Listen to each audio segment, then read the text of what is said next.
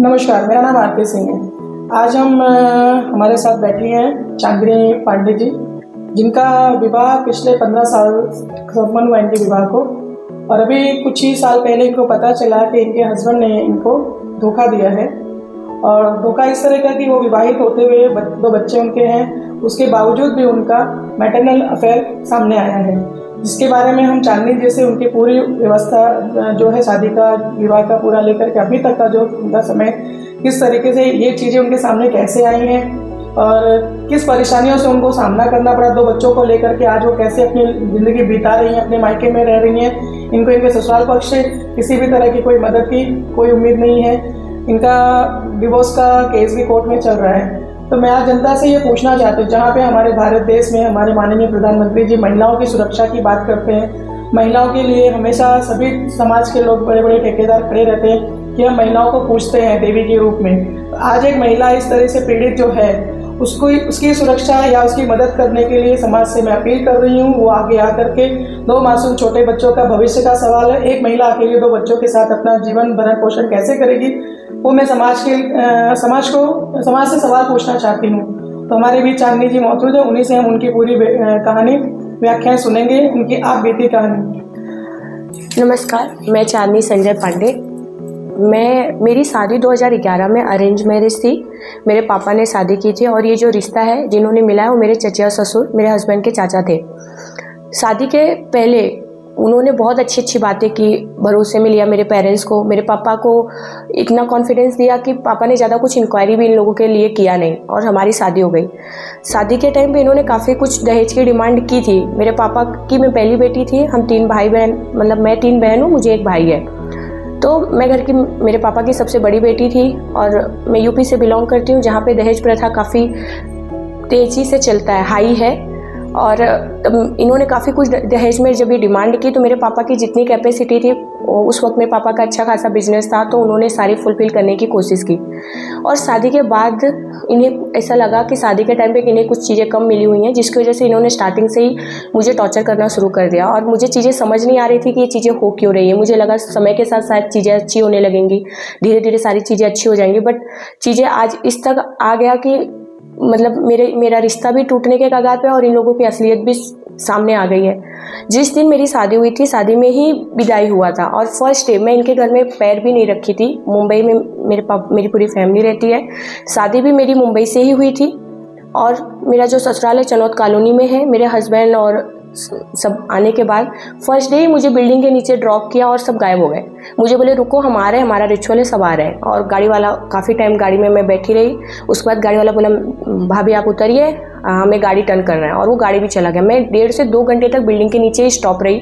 मैं सोचती रही कि मुझे अभी क्या करूँ, मैं कहाँ जाऊँ, मेरा ससुराल कौन सा है, कमरा कौन सा है, घर कौन सा है, कोई आ भी नहीं रहा है। और मैं बॉम्बे अपने माँ बाप को फ़ोन करूँगी तो परेशान हो जाएंगे। करना क्या चाहिए मुझे। मैं काफ़ी टाइम वहाँ वेट करने के बाद मेरी जो ननद है, उनकी ननद छोटी सी बच्ची थी, उस वक्त 10-12 साल के रहे होंगे, वो मुझे लेने आए और ले जाके घर पे ले गए और मैंने ससुराल में एंट्री की। हमारे यहाँ पे बहुत खुशी होती है अगर घर में बहू आती है, तो यहाँ पे तो जैसे लग रहा था कि मातम पसर गया है। मुझे एक कमरे में रखा और बाहर से लॉक करके मेरी जो सास है वो काफ़ी जोर चिल्लाना शुरू कर दिया। मुझे समझ नहीं आ रहा था कि क्या हो गया, किस गलती की वजह से ये कर रहे हैं। ये मेरा फर्स्ट डे का वहाँ पे इस तरीके से चीज़ें हुई। तो मतलब स्टार्टिंग से मुझे ये नहीं समझ में आ रहा था कि ये लोग मुझे परेशान क्यों कर रहे हैं, बट मुझे ऐसा लग रहा था नई फैमिली है, नए लोग हैं, धीरे धीरे मतलब एक दूसरे को हम समझ लेंगे, चीज़ें सॉल्व हो जाएंगी। और शादी के आपसे इन लोगों ने मतलब कोई सवाल जवाब नहीं किया कि ये ऐसा बिहेव क्यों कर रहे हैं? मतलब शादी करके जब एक बहू को घर में लाया जाता है, तो जहाँ तक मैंने देखा कि शुरू में पहले ही दिन से इस तरीके का बर्ताव करने का मतलब एक पॉइंट होना चाहिए। या तो आपको दहेज कम मिला है, या शादी में आप नाखुश हैं, या फिर लड़की पसंद नहीं है, या फिर ये जबरदस्ती की शादी है। ऐसा कोई मुद्दा, ऐसा कोई सवाल मतलब किसी से आपने पूछा नहीं कि आप लोग मेरे साथ ऐसा व्यवहार क्यों कर रहे हैं? मेरी हिम्मत ही नहीं हुई पूछने की। मैं इतना, उस घर में सब चिल्लाते थे जोर जोर से, सबसे ज़्यादा फैमिली में इतने गाली गलौज होते थे, तो डर के नाते मेरी हिम्मत ही नहीं हुई कि अभी मैं अगर कुछ पूछूंगी तो ये चीज़ें और बिगड़ जाएंगी। तो मैंने पूछा ही नहीं। बट हाँ, ये चीज़ें था कि जो मेरी सास है और जो मेरे ससुर और जेठ जेठानी, ये लोग मतलब दहेज को लेके चीज़ें ज़्यादा करते थे, जैसे कि इनको 4 व्हीलर नहीं मिला हुआ कहीं था। ना कहीं आपको दिमाग में ये नहीं आया आज, अगर आप ऐसा महसूस कर रही होंगी कि अगर उस वक्त आपने आवाज उठाई होती, आपने लोगों से बात की होती, अपने परिवार से या किसी अपने दोस्त से, किसी से भी आपने इस घटना के बारे में चर्चा की होती, तो शायद जो माहौल आज हुआ है ये माहौल नहीं बनता। हाँ, बट कैसा है ना कि हमें ये सिखाया जाता है ना कि आप डोली में जा रहे हो, अर्थी में आना। बिल्कुल सही बात तो है। हमारे ऊपर एक प्रेशर मतलब एक कनेक्शन भी हो जाता है और एक रिस्पॉन्सिबिलिटी हम समझते हैं कि हमें हमारे परिवार में ही रहना है, हमारे परिवार की बदनामी नहीं होना चाहिए, चीज़ें बाहर नहीं जाना चाहिए। अगर मैं चीज़ें किसी को नहीं बोलूँगी, चुपचाप बर्दाश्त कर लूँगी, तो चीज़ें आज नहीं कल ठीक हो जाएंगी, इस उम्मीद में। और धीरे धीरे ठीक होने की जगह चीज़ें बिगड़ती गई, क्योंकि जैसे कि मैं इन लोग ऐसे नाटक करते थे ना, कभी बहुत अच्छा बनने की नाटक करते थे, कभी बिना किसी बात का माहौल घर का ख़राब कर देते थे, हाथ पर हो जाते थे, गाली गलौज स्टार्ट कर देते थे। फिर मेरे हस्बैंड को ये लोग पुश करते थे मारने के लिए, बोलते थे कि जो आदमी अपनी बीवी को नहीं मारता है वो नामर्द होता है, मौगा होता है। ऐसा कौन बोलता था घर में? मेरे सास, ससुर, जेठ। क्या उनके साथ भी ऐसा बीती हुई है घटना? नहीं, वो तो ये कहाँ से प्रथा, मतलब बहू आएगी तब ये प्रथा आती है? हाँ, ये ऐसे ही है कि बहू के साथ ऐसा होना चाहिए। तो मेरे हस्बैंड को ये लोग इस तरीके से बोलते थे और मेरी हिम्मत ही नहीं होती थी कि मैं इनके अगेंस्ट जाऊं, क्योंकि वहाँ पे मेरा कोई नहीं था जो मुझे समझे, मेरे से बातें करे। मुझे ऐसा लगता था कि मैं एक दीवार के साथ रह रही हूँ। बट अब यही था कि उम्मीद एक ही थी कि आज नहीं कल चीज़ें सही हो जाएंगी। मतलब यहाँ पे आपके हस्बैंड का जो बिहेवियर था वो, मतलब उसमें कोई कमी नहीं थी पहले दिन से, कि उसमें पहले दिन से आपको कमी दिखना शुरू हुई थी? नहीं, स्टार्टिंग से मुझे कमी नहीं दिखी मेरे हस्बैंड में। मतलब फैमिली उनको जब फोर्स करती थी, हाँ, या उनको मतलब कि कहा जाए कि आपको डोमिनेट करना या आपके ऊपर हाथ उठाना, हाँ, या गाली गलौज करना, जब उनको फैमिली बोलती थी तब वो ऐसे हरकत करते थे? हाँ, तो ये सारी चीज़ें होती थी। फिर वो उन्होंने मेरे को कई बार मारा पीटा, तो घर में ना सब बहुत खुश हो रहे थे, ताली बजाना, जोर जोर से हंसना। और फिर जब मैं रोती रहती थी तो मतलब आके बोलने का कि अरे तो सब हस्बैंड वाइफ में होता है, हर हस्बैंड मारते हैं। तो ये चीज़ें सोच सोच के फिर मेरे हस्बैंड मुझे बाद में सॉरी भी बोल देते थे कि उस वक्त मैं गुस्से में था, टीवी तोड़ देना, फ़ोन तोड़ देना, और मतलब इस तरीके से वायलेंस चीज़ें होती थी। फैमिली में और कितनी महिलाएं आपके ससुराल में? जब मैं शादी करके गई थी तो मेरी सास थी, जेठानी थी और ननद थी और मैं थी। पर ननद जो है वो शादीशुदा थी। मेरे हस्बैंड, मेरे जो जीजा हैं, मतलब ननद के हस्बैंड है, वो उस वक्त गांव रहते थे किसी काम के पर्पज से। तो उस वक्त मेरी ननद थी घर में। बट ये जो व्यवहार है, 3 महिलाएं घर में थी। हाँ, एक आपकी सास, आपकी जेठानी, एक आप। हाँ, तो ये जो घटना घटती थी वो सिर्फ आपके ऊपर ही? हाँ, मतलब बाकी जो औरतें घर की थी उनके ऊपर ही घटना ही नहीं घटती? नहीं, नहीं, बिल्कुल मतलब ये प्रथा सिर्फ बहू के लिए थी? सिर्फ तो उसमें मेरे आपकी लिए। जेठानी भी तो उस घर में बहू बन के आई है, तो उनके साथ क्यों नहीं ऐसी घटना? कभी आपने पूछने की, कभी उनसे सवाल करने की कोशिश की कि मतलब क्यों इस तरीके के ये लोग बर्ताव आपके साथ ही कर रहे हैं? अभी मेरे हस्बैंड जो ड्रिंक करते थे, पहले स्टार्टिंग में मुझे नहीं पता था ना, तो मेरी फैमिली को पता था कि वो ड्रिंक करते हैं। और शादी के बाद जब मुझे पता चला तो मुझे काफ़ी दुख हुआ, मैं काफ़ी रोई और मैंने उनसे रिक्वेस्ट भी किया कि आप ये सब चीज़ें नहीं करिए। बट वो करते थे और ये घर वाले बोलते थे। मेरे हस्बैंड ने कुछ दिन ड्रिंक छोड़ा भी था तो ये लोग बोलते थे इसके बाप का दारू पीता है तो इसका बाप पैसा देता है, क्यों इसका सुन के लेने का। इस तरीके से मेरे ससुर बोलते हैं। और आज का डेट ऐसा है कि मेरे ससुर भी ड्रिंक करते हैं, मेरा जेठ भी करता है, मेरे हस्बैंड भी करते हैं। ससुर जी और मेरे हस्बैंड साथ में बैठ के ड्रिंक करते हैं। इनके घर की कल्चर इस तरीके से है। तो उस वक्त ये बोलते थे वो तो दारू पीता है इसलिए करता है। जबकि मेरे जो ससुर और जेठ है ये लोग सिर्फ मुझे गाली गलौज, मतलब मुझे गाली देते थे या किसी भी चीज़ को लेकर टॉर्चर करते थे, बट अपनी वाइफ को नहीं करते थे। अब मैं क्या करूँ, मेरे हस्बैंड ऐसे, मुझे ऐसा बोल दिया जाता था ये तो तुम्हारा पति, तुम्हारा इस तरीके से हस्बैंड वाइफ का झगड़ा है, हम क्या करें। मतलब ये चीज़ें इस तरीके से चली जाती थी। और हस्बैंड जो है मेरे, ये सब करने के बाद मुझे बाद में सॉरी बोल देते थे कि चांदनी गुस्से में था, आज नहीं कल ठीक है मैं अब ऐसा नहीं करूँगा। फिर वापस से वही चीज़ें होती थी। तो ये सारी चीज़ें चली और मैं रिश्ता बचाते बचाते चीज़ें, ये बहुत सारी चीज़ें होते गई। जब मैंने फर्स्ट बेबी कंसीव किया, एक्चुअली इन्हें 4 व्हीलर का डिमांड था शादी में। गांव में शादी होने वाली थी, मेरे पापा बोले कि हम गांव में शादी करेंगे। ये लोग रेडी हो गए। शादी के जब कुछ ही दिन बाकी रहे तब ये बोले हम मुंबई में करेंगे क्योंकि हमारा गांव में आना जाना नहीं है, हमारा कोई पहचान नहीं है। तो ये लोग 4 व्हीलर की डिमांड की, बट मेरे पापा ने 4 व्हीलर नहीं दिया था क्योंकि बॉम्बे में उस वक्त मतलब हॉल और एक्सपेंसेस जो थे काफ़ी ज़्यादा थे। 2011 में मेरी शादी हुई तब मेरे पापा ने 25 लाख रुपए लगभग शादी में खर्चे किए हुए थे। तो 4 व्हीलर मेरे पापा ने वो कैंसिल किया, बोला कि आप अगर गांव में करते हो तो मैं देता, यहाँ आप कर रहे हो तो मैं वो चीज़ें नहीं करूँगा।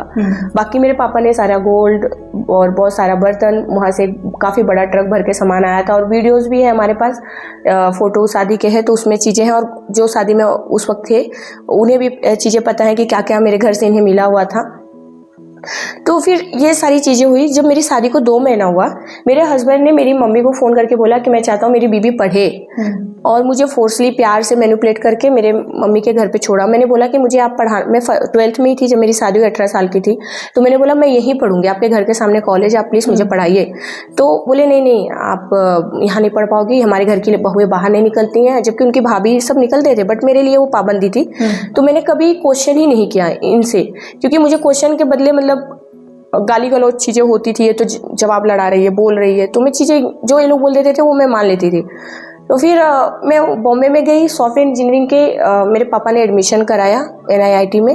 वहाँ पे मैं कोर्स की, वहाँ 2 लाख रुपए भरा। मेरी 6 से 7 महीने की पढ़ाई 8 लगभग हुई थी। फिर इन लोगों को पता नहीं क्या हुआ, मेरे हस्बैंड गए और मुझे वहाँ से लेके आया, फिर मुझे पढ़ने जाने ही नहीं दिया। उन्होंने मुझे सुसाइड की धमकी दी, यहाँ तक कि उन्होंने हाथ में कांच भी धंसा लिया था, पूरे घर में ब्लड हो गया। तो मैं डर गई, मुझे लगा अगर मेरे हस्बैंड ही नहीं रहेंगे तो मैं पढ़ाई करके भी क्या करूँगी। और मैं घर की छोटी थी, पूरा घर का काम मुझे ही करना पड़ता था। उस घर में और 4-6 बच्चे भी थे, और इतनी सारी फैमिली थी, सास ससुर जेठ जेठानी और मैं, हस्बैंड और बच्चे थे।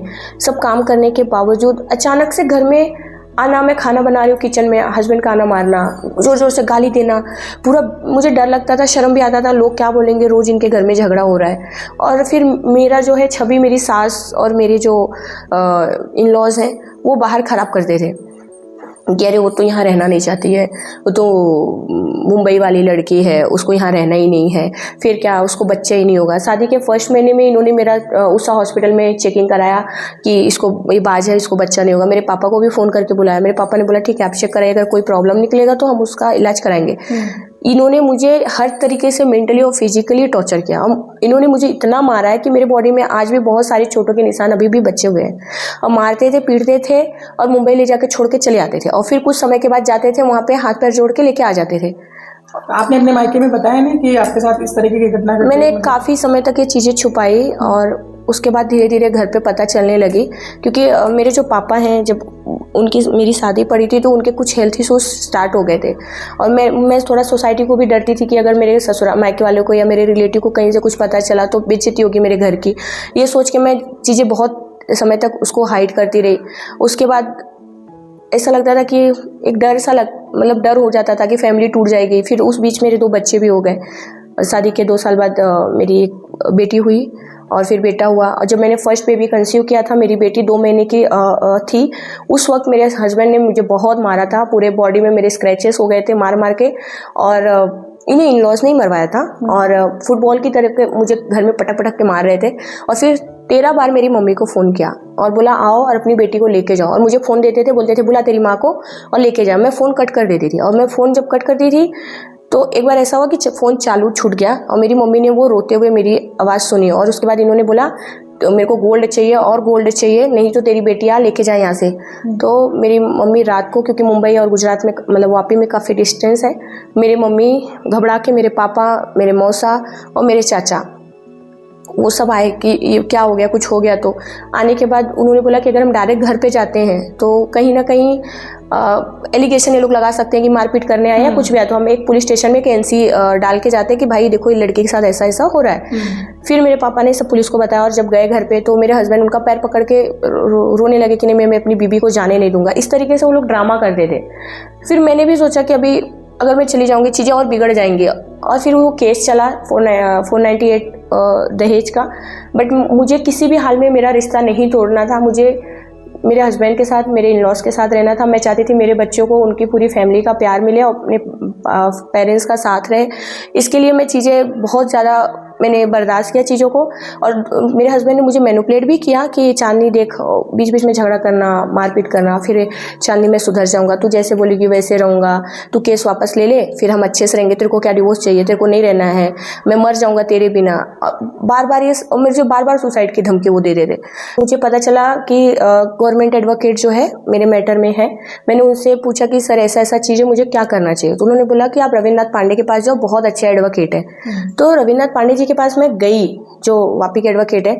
उन्होंने बोला बेटा झगड़े लड़ाई में कुछ नहीं रखा है, साथ में अच्छे से रहो, हम तो बड़े बड़े लोगों का झगड़ा सॉल्व करवा देते हैं, आपका भी करवा देंगे। मैं बहुत खुश हो गई कि चलो अच्छा है कि कोई तो नेक इंसान इस दुनिया में है, चलो अच्छी बात है। मैं उनको ये बोली कि मैं नहीं चाहती कि ये लोग दोबारा मेरे साथ मारपीट करें, किसी भी तरीके से ये सारी चीज़ें करें, बस ये अच्छे से रहे मेरे साथ, बस मुझे और कुछ नहीं चाहिए। तो उन्होंने मेरे ससुर को, मेरे पति को भी बुलाया और ऑफिस में समझाया। जिस दिन फाइनल डेट था कोर्ट का, उस दिन सबसे प्रॉब्लम मेरी ये है कि मुझे गुजराती नहीं आती है। मुझे मराठी, हिंदी, इंग्लिश आती है, बट गुजराती नहीं आती है। तो कोर्ट में जज के सामने सारी चीज़ें प्रूफ बताया गया और मेरे हस्बैंड ने मुझे मार के ले जाके बॉम्बे छोड़ा था, खून में इधर सर फोड़ के और पूरे खून में डुबो के ले जाके वहाँ पे छोड़ के आए थे। तो सारे मतलब चीज़ें थी। तो मैंने जज को भी ये बोला कि सर देखिए, मैंने उनको दिखाया भी और मेरे पापा का भी स्टेटमेंट कोर्ट में लिया, मम्मी का भी लिया। तो मुझसे पूछे तुम क्या चाहते हो। मैंने बोला सर ये लोग मेरे साथ ऐसा करते तो हैं, बट मैं ये चाहती हूँ मेरे हस्बैंड के साथ, मतलब मेरी फैमिली मेरे साथ अच्छे से रहे।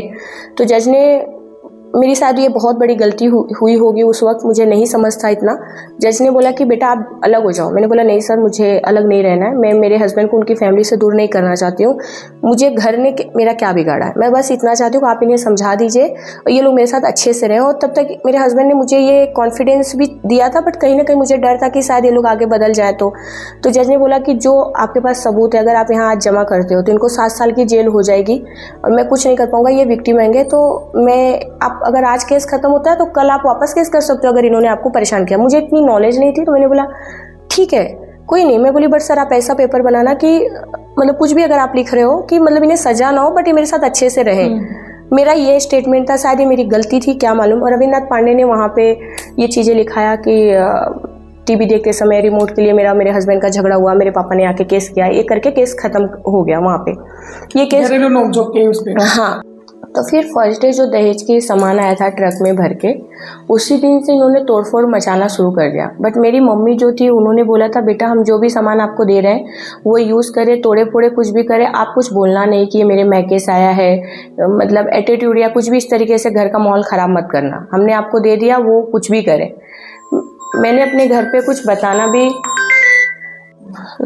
अच्छा, मैं ये पूछना चाहती हूँ, जैसे कि आपकी शादी के बाद आप और आपके हस्बैंड जो है ये सारी चीजें आप बीती है, मगर एक होता है ना बच्चा आने के बाद, तो जो पति पत्नी के बीच की एक बॉन्डिंग बनती है बच्चे के साथ में, तो क्या बच्चे आने के बाद भी मतलब सिचुएशन चेंज नहीं हुआ बल्कि ऐसे सेम एज इट इज चलता रहा?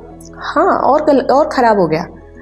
मुझे जहाँ तक देखा गया है कि पति पत्नी का झगड़ा या जो भी मतभेद होता है या कुछ होता है, तो जो बच्चे आते हैं तो बच्चों के आने के बाद में उनके बीच में थोड़ा मतलब एक अच्छी बॉन्डिंग हो जाती है, क्योंकि उनके ऊपर एक रिस्पॉन्सिबिलिटी आती है पिता और माता का।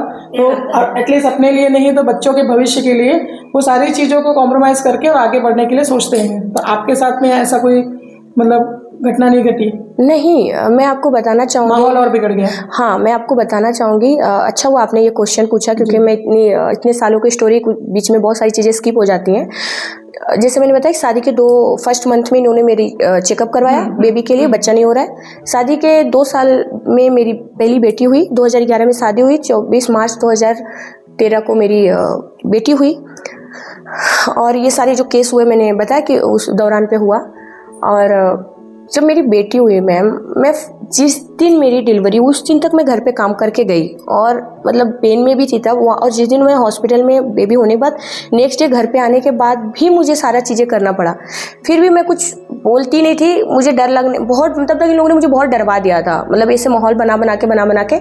जब मेरा सेकेंड बेबी, मैंने 1 साल में ही दोनों बच्चे मैंने बहुत जल्दी कंसीव किया। नेक्स्ट बच्चा मेरा जब मेरा बेटा हुआ तो जब मेरी लड़की हुई तो इनको बहुत प्रॉब्लम हुआ। इन लोगों को बेटी थी वो तो। हाँ, आजकल का हमारे समाज में एक बहुत ही गंदा एक प्रथा है। हाँ, कि अगर बेटी होती है तो जो घर के लोग होते हैं उनको काफी खुशियां नहीं होती है। हाँ, बेटियों को ये बोला जाता है कि बेटी हो गई है, घर का वारिस, और चिराग के ऊपर ज्यादा फोकस रहता है लोगों का। तो जब लड़की हुई ना मैम, तो उसे कोई गोदी तक नहीं लेते थे।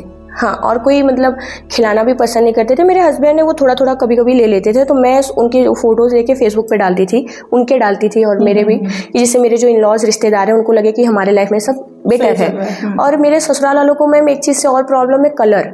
अच्छा। मेरी जो इन लॉज हैं, जैसे मेरी जो जेठानी है वो बहुत गोरी है, उसके बच्चे गोरे गोरे हैं, मेरे जेठ गोरे हैं, बट मेरे हस्बैंड का कलर थोड़ा उस टाइम पे डल था। मैं ऐसी हूँ जैसे हूँ, तो जो मेरी बेटी ना मैम, वो उनके कंपेयर में उतनी गोरी नहीं थी, वो थोड़ी डल थी। एक तो बेटी, दूसरी वो कलर उसका डल। इसके लिए ये लोग हेट करते थे, ये लोग बोलते थे ये अपने नाना मतलब ननिहाल में गई है और ऐसी वैसी, उसको कोई नहीं लाइक करना, कुछ नहीं करना। और मैं वो बच्चे को लेके मैं घर का काम भी करती थी, बार बार वो बीमार भी हो जाती थी, और हॉस्पिटल जाने के लिए भी मुझे मेरे हस्बैंड से लड़ना पड़ता था, क्योंकि मैं रिक्वेस्ट करती थी चलो चलो, नहीं लेके जाते थे। बच्चा एकदम सीरियस हो जाता था, मेरे पास जब कोई रास्ता ही नहीं बचता था, तो मेरे हस्बैंड से मैं जो है मैं फैक्ट बोलूँगी, मेरे हस्बैंड से मुझे झगड़ा करना पड़ता था कि अगर आपको नहीं बोलूँगी मैं किसको बोलूँगी, आप लेके चलो हॉस्पिटल। और बहुत तमाशा होने के बाद फिर हॉस्पिटल ले जाके डिलक्स रूम में एडमिट कर देते थे बच्चे को, परवरिश में। तो इसलिए कि मतलब दुनिया को दिखा देते कि हम कितने अच्छे लोग हैं, एक तो डिलक्स रूम में रखे। जनरल वार्ड में भी डॉक्टर तो सेम है, प्रोसेस सेम होगा, हमें रूम की जरूरत नहीं है, बट वहाँ एक हेल्दी बिल बनाते थे और ये बचा के उसको रखते थे। तो ये चीज़ें चलती रही। जब दूसरा बच्चा हुआ मैम, तो मुझे ना खून की उल्टियाँ होने लगी थी, क्योंकि मेरी इतनी तबीयत ख़राब रहती थी, और मेरे बच्ची को ना दूध तक नहीं देते थे, मैं शक्कर पानी घोल के मुझे पिलाना पड़ता था, जिसकी वजह से उसे बार बार 1 साल की हुई तो उसको स्टोन हो गया, निमोनिया हो जाता था, बार बार वो बीमार रहती थी। जबकि घर में सर इतना बड़ा मेरा ससुराल है और इतनी सारी भगवान ने सब कुछ दिया हुआ है। उस वक्त सर 6 लीटर दूध आता था घर में, बट मेरे बच्चे को आधा लीटर दूध नहीं दिया जाता था। मेरी जो जेठानी वो सब छुपा के रखती थी, वो आधा लीटर दूध फ्रीज में से अगर मैंने गर्म कर कहीं ना दिया। कहीं देखा जाए कि इंसान होते हुए भी इनके अंदर इंसानियत भी मर चुकी थी। हाँ मैम, इंसानियत मर गई थी। बड़े के साथ में आपने जो करना था, बहू के साथ जो करना था, मगर एक मासूम बच्चे बोलते हैं भगवान का रूप होता है, हमारे समाज में माना जाता है कि बच्चियां जो उन्हें तो देवी का रूप मानते हैं। मैं ऐड ऑन करना चाहूँगी ये चीज़ को कि 9 दिन की नवरात्रि हम पूछते हैं, उस टाइम समाज को दिखाने के लिए 9 कन्याओं की पूजा होती है, देवियों की पूजा होती है हमारे भारत देश में। लेकिन आज मैं जो ये कहानी चांदनी जी से सुन रही हूँ, उनकी बेटी जो कि 1 साल की बच्ची के साथ में भी घर वालों ने जो ये दुर्व्यवहार किया, मतलब हम यही बोल सकते हैं कि ये इंसान किस तरह की मानसिकता इनकी है, इनकी सोच कैसी है कि इन्हें चलो एक मासूम बच्चे के ऊपर भी दया नहीं आई, उनसे उसकी भूख, उसकी दर्द, उसका रोना नहीं दिखाई दिया, कि वो बच्चे के साथ भी इस तरीके का जो है व्यवहार करते रहे। हाँ मैम, मैं इतना सब कुछ इन्होंने किया है ना, मैं जितना बताऊँ ना बहुत समय चला जाएगा। मैं बहुत सारी चीज़ें बीच बीच में से कर रही हूँ। मेरी बच्ची के साथ गलत किया, दूध तो दवा भी। फिर जब मैं सेकेंड बेबी कंसीव की, तो इन्होंने बोला कि हम बेबी चेक कराएंगे, अगर लड़की रहेगी तो हम गिरा देंगे, लड़का रहेगा तो हम रखेंगे। और ये 6 महीने, क्योंकि हमारे देश में कानूनन अपराध है। हाँ, मैं जनता से अनुरोध करूंगी, आप इस चीज के ऊपर ध्यान दीजिएगा जो अभी चांदनी जी ने कहा। तो जब मेरा दूसरा बच्चा 6 महीने का था, तो मेरे को बोले चलो हम टेस्ट कराएंगे, अगर लड़का रहा तो हम रखेंगे, लड़की रहा गिरा देंगे।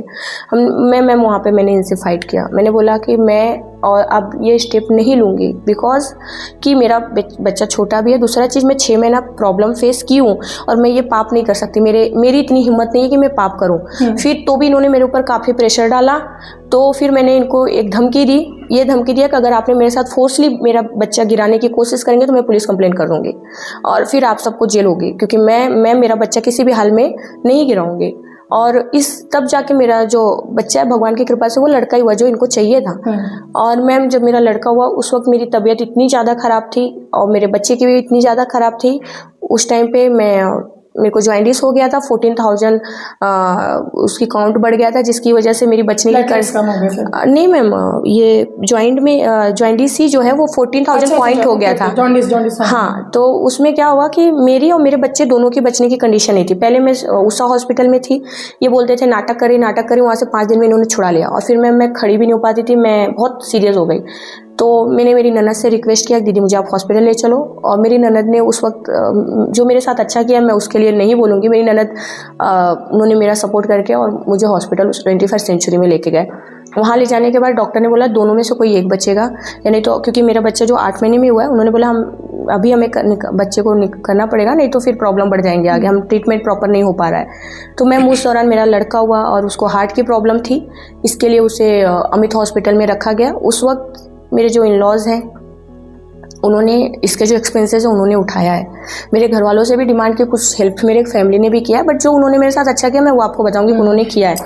तो बाद में मैम मेरा जो लड़का है उसे डॉक्टर ने 6 महीने का मतलब दवा कंटिन्यू रखने के लिए बोला था। मेरा बेटा मैम सिर्फ 20 दिन का था, घर पे आया 10 दिन का, मैं भी आई।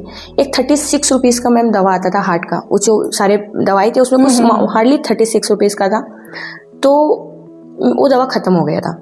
मैं मेरी सास को बोली तो मेरी सास ने बोला अपने पति से मांगो, क्योंकि घर की गार्जियन मेरी सास है। मैं किसी और को बोलती नहीं थी, सास को बोलती थी या मेरे हस्बैंड को बोलूँगी मैं।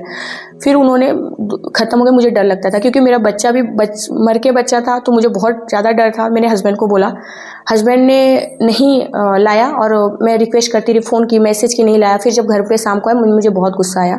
मैंने उनको एक ही स्टेटमेंट बोला कि अगर आप बच्चा के जवाबदारी नहीं उठाने जैसा था तो आपने पैदा क्यों किया। इस पर मैम उन्होंने मुझे बहुत तेज़ मारा और अपनी मम्मी को बोला कि मम्मी ये देखो ऐसा बोल रही है, ऐसा बोल रही है। और फिर इनके भाई ने 2-4 आदमी बाहर से बुलाए।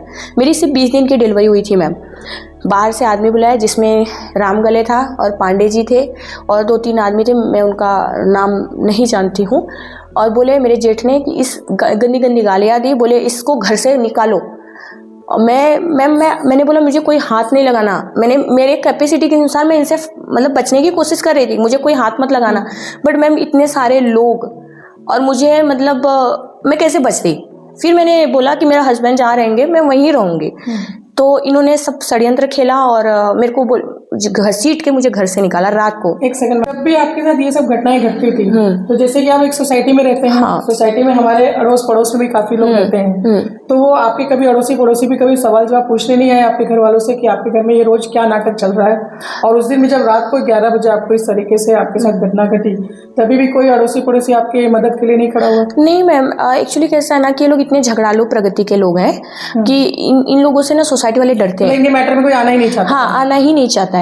तो ये लोग ना मोस्टली जब मेरे साथ ये मतलब बड़ी टॉर्चरिंग करते थे, घर में गाली गलौज करते थे, तो वो होता ही था जैसे अभी घसीट के बाहर निकाला, तो रात के टाइम पे करते थे। और उस वक्त में 8-9 बजे तक मोस्टली लोग अपने अपने घर में रहते हैं, ज्यादा किसी से मतलब नहीं रखते हैं। होता है ना, तो क्या अड़ोसी पड़ोसी? हाँ, ये करते हैं अड़ोसी पड़ोसी। कभी कभी सोसाइटी का जो सेक्रेटरी वगैरह होते हैं, जो सोसाइटी के प्रेसिडेंट होते हैं, हर एक सोसाइटी में ऐसे 3 जो होते हैं ना जवाबदार व्यक्ति मौजूद होते हैं कि सोसाइटी को जो मेंटेन करते हैं, सोसाइटी का माहौल खराब ना हो, किसी भी घर में इस तरीके की डोमेस्टिक वायलेंस वगैरह ना हो, कुछ आवाज झगड़ा लड़ाई ऐसा कुछ मैटर बाहर नहीं आए, इसीलिए अपॉइंट किया जाता है कि वो अपनी सोसाइटी को अच्छे से संचालित करें। तो सोसाइटी के कभी जो सेक्रेटरी या फिर कोई प्रेसिडेंट वगैरह, उनसे भी आपकी कभी कोई बातचीत नहीं हुई? मैम मैं आपको बताना चाहूँगी कि मेरी शादी को अभी तक 15 साल हो गए। मेरा फेस उस बिल्डिंग के लोगों ने देखा नहीं है। मैं घूंघट में रहती थी इतना। अच्छा। लेकिन वो सोसाइटी में मैं आप सबसे रिक्वेस्ट करूंगी, जो भी पुराने लोग हैं, अगर आप सच सामने आओ। आज मेरे साथ हुआ है, कल आपकी बहन बेटियों के साथ होगा, कब तक आप लोग चुप रहेंगे? मैं हर्ष बिल्डिंग के लोगों से बात कर रही हूँ, जिन्हें हर्ष में मैम जो पुराने कुछ लोग हैं उनको सबको सच ये पता है। वही मैं पूछना चाह रही थी, अड़ोसी पड़ोसी पता है मैम, बट इनसे हिम्मत नहीं है या लोग पंगा लेना नहीं चाहते इसलिए बोलते नहीं, बट पता है। जैसे मेरे पड़ोस में कुछ लोग हैं नेबर्स, जो ये देखते थे मतलब शोर शराबा, घर में चीज़ें चल रही हैं। तो मैं आपको बता रही हूँ, मेरा जो 20 दिन का लड़का था, मतलब डिलीवरी को मेरे 20 दिन हुई थी और मैं इस कंडीशन से हुए थे। मैम वो दवा के लिए मेरे हस्बैंड को मैंने बोला, मेरे जेठ ने इतने सारे लोगों को बुला के मुझे घसीट के घर से निकाला।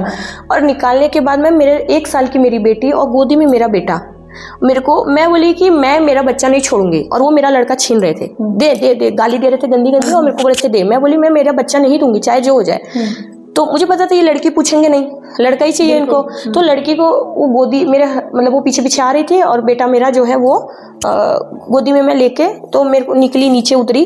फिर मुझे समझ में आया कि रात का टाइम है, 11-12 बज रहा है, ये लोग मेरे साथ कुछ अनहोनी कर सकते हैं, अनहोनी कर सकते हैं। तो इसके लिए ना मैम मैंने बिल्डिंग में CCTV कैमरास थे, तो मैंने वहाँ जोर से बोला कि अब बिल्डिंग वाले, अगर मुझे कुछ भी होता है तो उसकी जिम्मेदारी ये पूरी फैमिली होगी। मेरे ससुर, मेरे जेठ जेठानी, मेरे पति, ये सारे लोग मेरी जिंदगी, मेरे साथ कुछ भी हुआ तो उसके रिस्पॉन्सिबल होंगे। बिल्डिंग में ये चीज़ें बोली, और मैं एक ही चीज़ बोल रही थी, ठीक है आपको मुझे निकालना है निकाल दो, बट मेरे पति के साथ निकालो। मेरा पति जहाँ रहेगा मैं वहीं रहूँगी। तो इतने सारे लोगों की क्या जरूरत है? 8-10 लोग, 2 गाड़ियाँ। अब एक औरत और उसके पास 2 बच्चे, एक औरत के लिए इतने लोगों की क्या जरूरत है। मुझे डर लगा, मुझे लगा कुछ तो गड़बड़ है, ये लोग मेरे साथ कुछ अनहोनी ना कर दे, क्योंकि उसके पहले मुझे किसी ने बताया भी था, मेरे इन लॉस मतलब गांव के भी फैमिली में से इन लोगों ने कुछ प्लानिंग की हुई थी। तो हरिया कॉलेज है, मैं मेरा बेटा लेके पैदल हरिया कॉलेज तक आ गई। हरिया कॉलेज में मेरा हस्बैंड गाड़ी लेके आया और मेरे को बोले तू बैठ, चलते हम। मैम बैठी जैसे गाड़ी में, मेरे थोड़ी दूर आगे गाड़ी गई भड़क मोड़ा के पास।